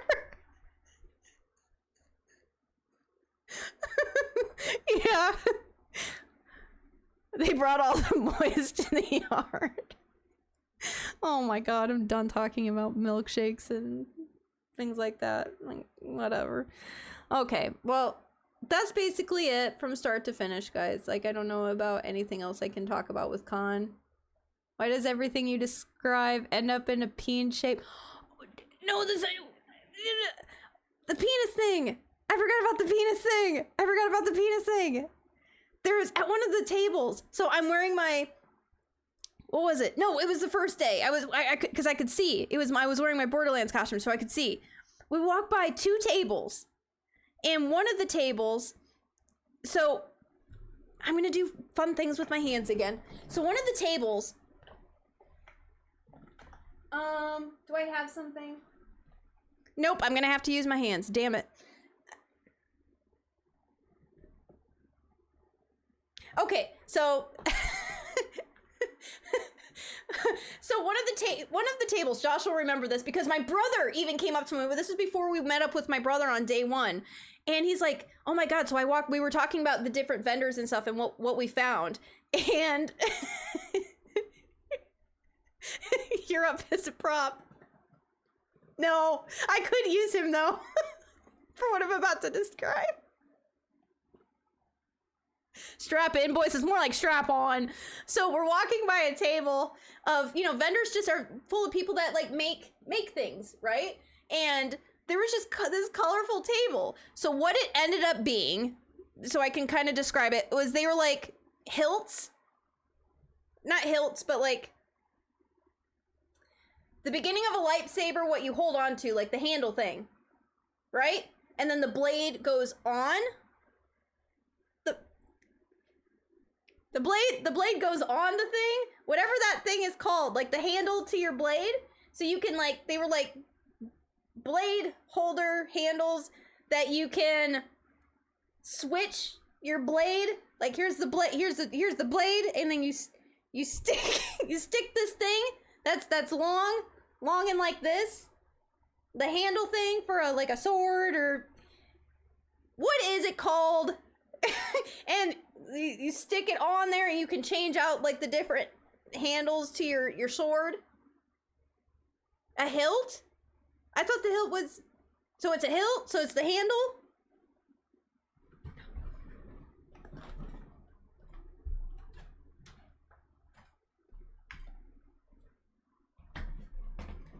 It was this thing. This whole thing right here. It was this. Okay? For reference. Except they weren't bent like this. They were straight. They were straight, really colorful. They didn't have an awkward bend. But they were probably about this thick. They were about this thick around. They just weren't bent. They were straight and colorful. But you can take it like off of your blade and change out like the different like hilts or handles. I don't know how to describe it because I don't know the proper terms. But they were ones that you could do, right? Like you could change it. So we go by them. We go by that table, and I looked at it because they also had. Oh, I can draw it. I can draw it. I can draw it. I'll draw it. I'll draw it. I'll draw it.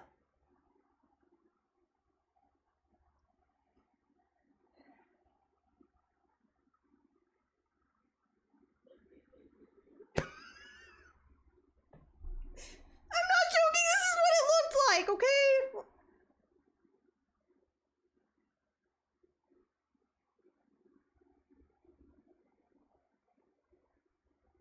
Oh God. Ah, I can't make it not look like a dick.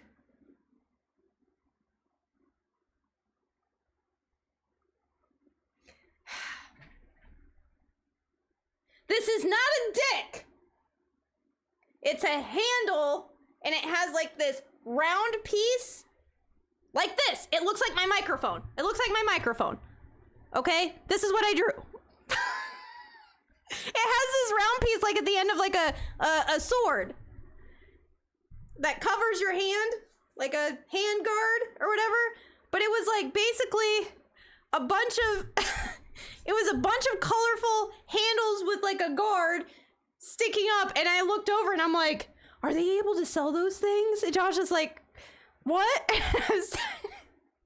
I was like, are those dildos? Like, or butt plugs or something like that? And he's like, those are handles for swords. And they seriously looked like weird dicks. Even my brother came up to me later and he's like, so I went by this like table and I thought that there was a bunch of dildos. And I'm like, I know that table! I know that table! And then, I'm not joking because now I have dicks on the brain.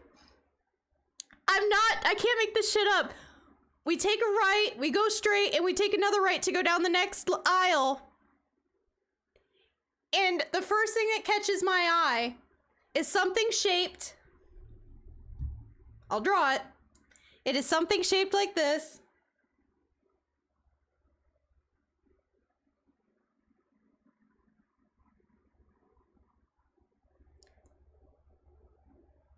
And it's hairy. And it's black. And it has hair. Oh God, that makes it look even worse. But it has hair coming out of it. And it looks like a giant furry black dick. And I looked up and I was like, what in the fuck? Like a giant furry black dick. And Josh was like, that's a tail. Like that, you know, the type of tail that people wear around con, like the furries tail. It was just black. But it looked like a fucking dick. And I was like, that's it, I'm done.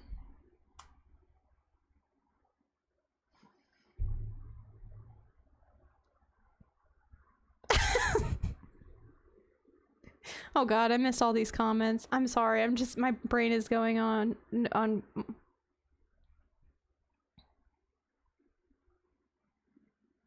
Why does everything you described end up being penis-shaped? Because... strap in, strap on, doesn't matter, I'm here for it. Tomato, tomato seems to be the trend. Condom tutorial, pretty much. Hilt. I came back from downstairs and the conversation is getting sexy all of a sudden. The hilt, yes. She's gripping it now. Okay, good grip, handling load. God, guys, why did I read this? I'm trying to concentrate on describing it. I'm not reading the comments. Don't make fun of people's bed things there. Some of them bend, I guess. Another week off for TOS ban. Wiener, wiener, wiener, wiener. One wiener next to... Yes. Not a dick. This is not... Like, I'm serious. It was not a dick. That's not how I'll clip it. Hand condom, a glove. Do you think he found a dragon dildo tag? Yes! I'm not joking. There was a whole bunch of really weird designs on the hilt handle dick things. And there was a bunch of them. It was very phallic, yes. It's a dinosaur. It was not a dinosaur. That was a furry tail. Looked like a big black hairy dick. Oh god, no. Q's going to have a field day on this soundboard. Yeah, probably. Could have been a butt plug then.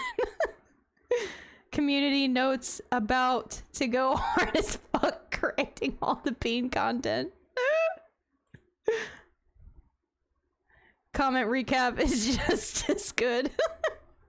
Well, I went through it. I'm like, okay, you guys are obviously commenting and laughing and whatnot. I was like, I'm not gonna read the comments as it's going because it's gonna like fuck up what I'm trying to describe. But like, that is what it was. But the fact that even my brother came up and he was like, no joke, I went down and I looked over at like, because you look at tables left and right, and this one was like, Drake was like, I thought I passed by this table that had a bunch of dildos on it, but it was the ends of swords. I'm like, I know, I saw the same table. I'm like, it's right around the corner to the right. Oh my god. But no, that's really what it was. I had dicks on the brain, and then I took a right, and then another right, and then I looked up and I was like, is that a big black furry dick? Oh my god. It's a sibling thing. It might be. It might be.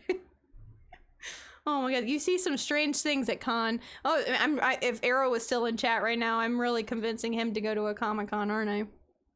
He's like, I need to know when this next PopCon thing is. Oh my god.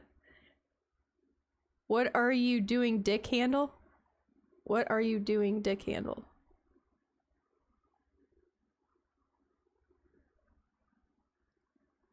I had no dick visions all week and I swear. I don't know, everything is a dick. I swear everything's a dick. Oh, that... What are you doing, dick handle? I get it now. Ha. Ha ha ha ha. You're so funny, Brian. You're so funny. Okay. Alright. Well, for real, what time is it? It's freaking 2 o'clock in the morning, and I have to work in the morning. Josh has got to work in the morning. Well, I've kept you guys all awake with my dick stories. I know, thank you. It's late. It's now 2 a.m. dick conversation time. Super bad. Yes, that is my brain sometimes, is super bad, like the stuff that he draws. Except I don't draw dicks. I just everything. You look around sometimes and you're like, I mean, this could be a dick. Maybe just one ear.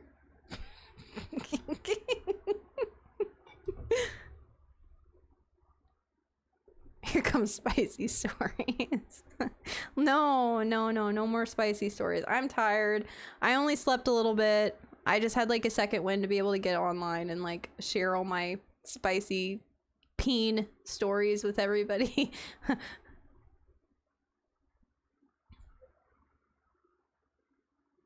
Mr. All going to the office gets KuteKitti down bad. Pretty sure there are controller butt. Pretty sure there are controller butt plugs.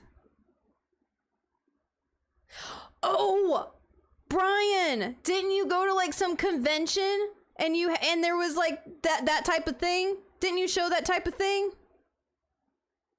It was some kind of weird sex thingy.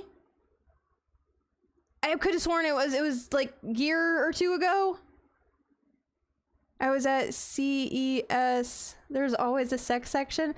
See, like, see, now I need to go to a con that has that so I could be, like, taking selfies. I remember that now. Like, I remember that. I'm not wrong. You can go to conventions and there's dicks. So it's not my fault. It's not my fault. It's Brian's fault for showing me that there can be dicks at con. People can sell dicks at con.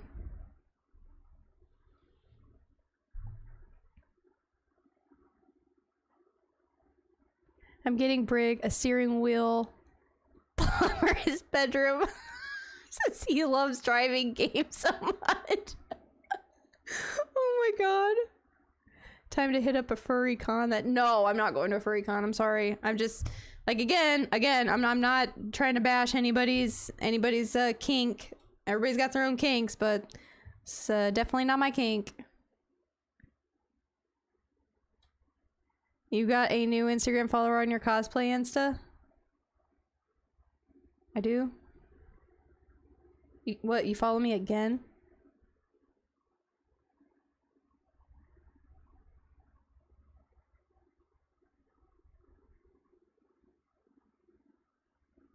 I don't.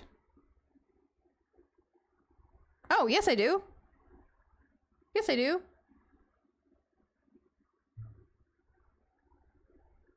Actually, I do. Who is this?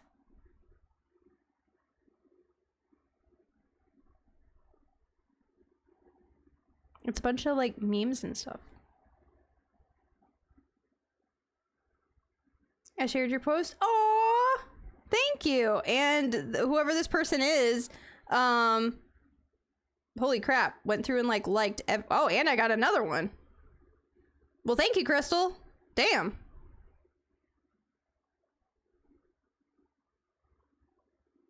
Yeah, actually, wow. You know a lot about my Instagram already. Thank you. Aw, babe. It's gonna rain foliage soon. Rain on Kitty! That's one way to rain on Kitty. Aw, that's awesome. Thank you. Aw, babe. Aw, babe. Okay, guys, I'm tired of like, it's now I've been doing it for 3.5 hours. I gotta go to bed. I gotta go to bed. I'm tired. Yeah, agree. Well, it was enough story time. I mean, we basically did like 3 days of catch up in one day. So you never chat this long. Well, I haven't like streamed. I haven't sat in my chair and streamed. I mean, I'm not even yawning it. I might yawn doing the plugs though. Oh, must be exhausting. I haven't been able to talk about any of this shit because I've been too busy working on this shit. So, oh, now I gotta prepare for the next event. The Aw Babes to be here. So, okay, let's do some plugs so I can get out of here. I'll see all you guys on your streams this week. That's next. Yeah, I know. BabeCon 2024. Yes. All right, let's do some plugs. All right, anybody that knows that I am part of a podcast, I am a part of a podcast called the PTO Unlimited Podcast. We go live every other Monday at 7 p.m. Eastern Standard Time on our YouTube channel, youtube.com/PTO Unlimited Podcast. We were going to do an episode tomorrow, but we're going to do our special anniversary episode where we're going to talk about basically everything we talked about now, but just in a really shorter version, plus a lot of other things. And we'll have a special guest on, but it will be Sunday, as in like a week from today. So we're going to go a couple weeks without doing a podcast. I've been so busy with con. We just got back. There's just not enough time to prep for tomorrow, even though tomorrow technically should be the day, or last week was. I don't know. Either way, we're going to go a couple weeks in between episodes, but it'll be worth it. Trust me. So next Sunday, not today, but next Sunday will be our next episode. So make sure you guys check it out. It'll be a very important episode, so make sure you guys check it out. YouTube, I'm on YouTube, which is youtube.com/KuteKitti. There's just some semi-new content on there. Josh and I have some ideas brewing for our couple hour drive back from Indy. So probably going to be some new content coming up shortly. Merch-wise, there is KuteKitti merch. If you guys would like to go to the merch store and support the stream by buying some merch, that would be greatly appreciated. Also, we've got social media. I've got Twitter. I've got...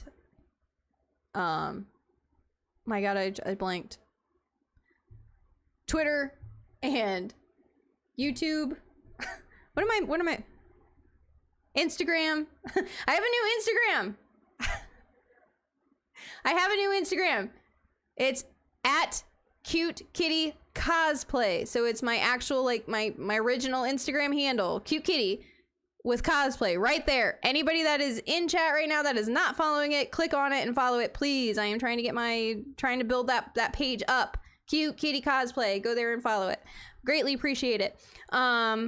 Anyways, next is going to be a shout out to the squad who probably kept this weekend do it now. They kept it alive this weekend and this week and probably the last month while I wasn't streaming, other than making my cosplay.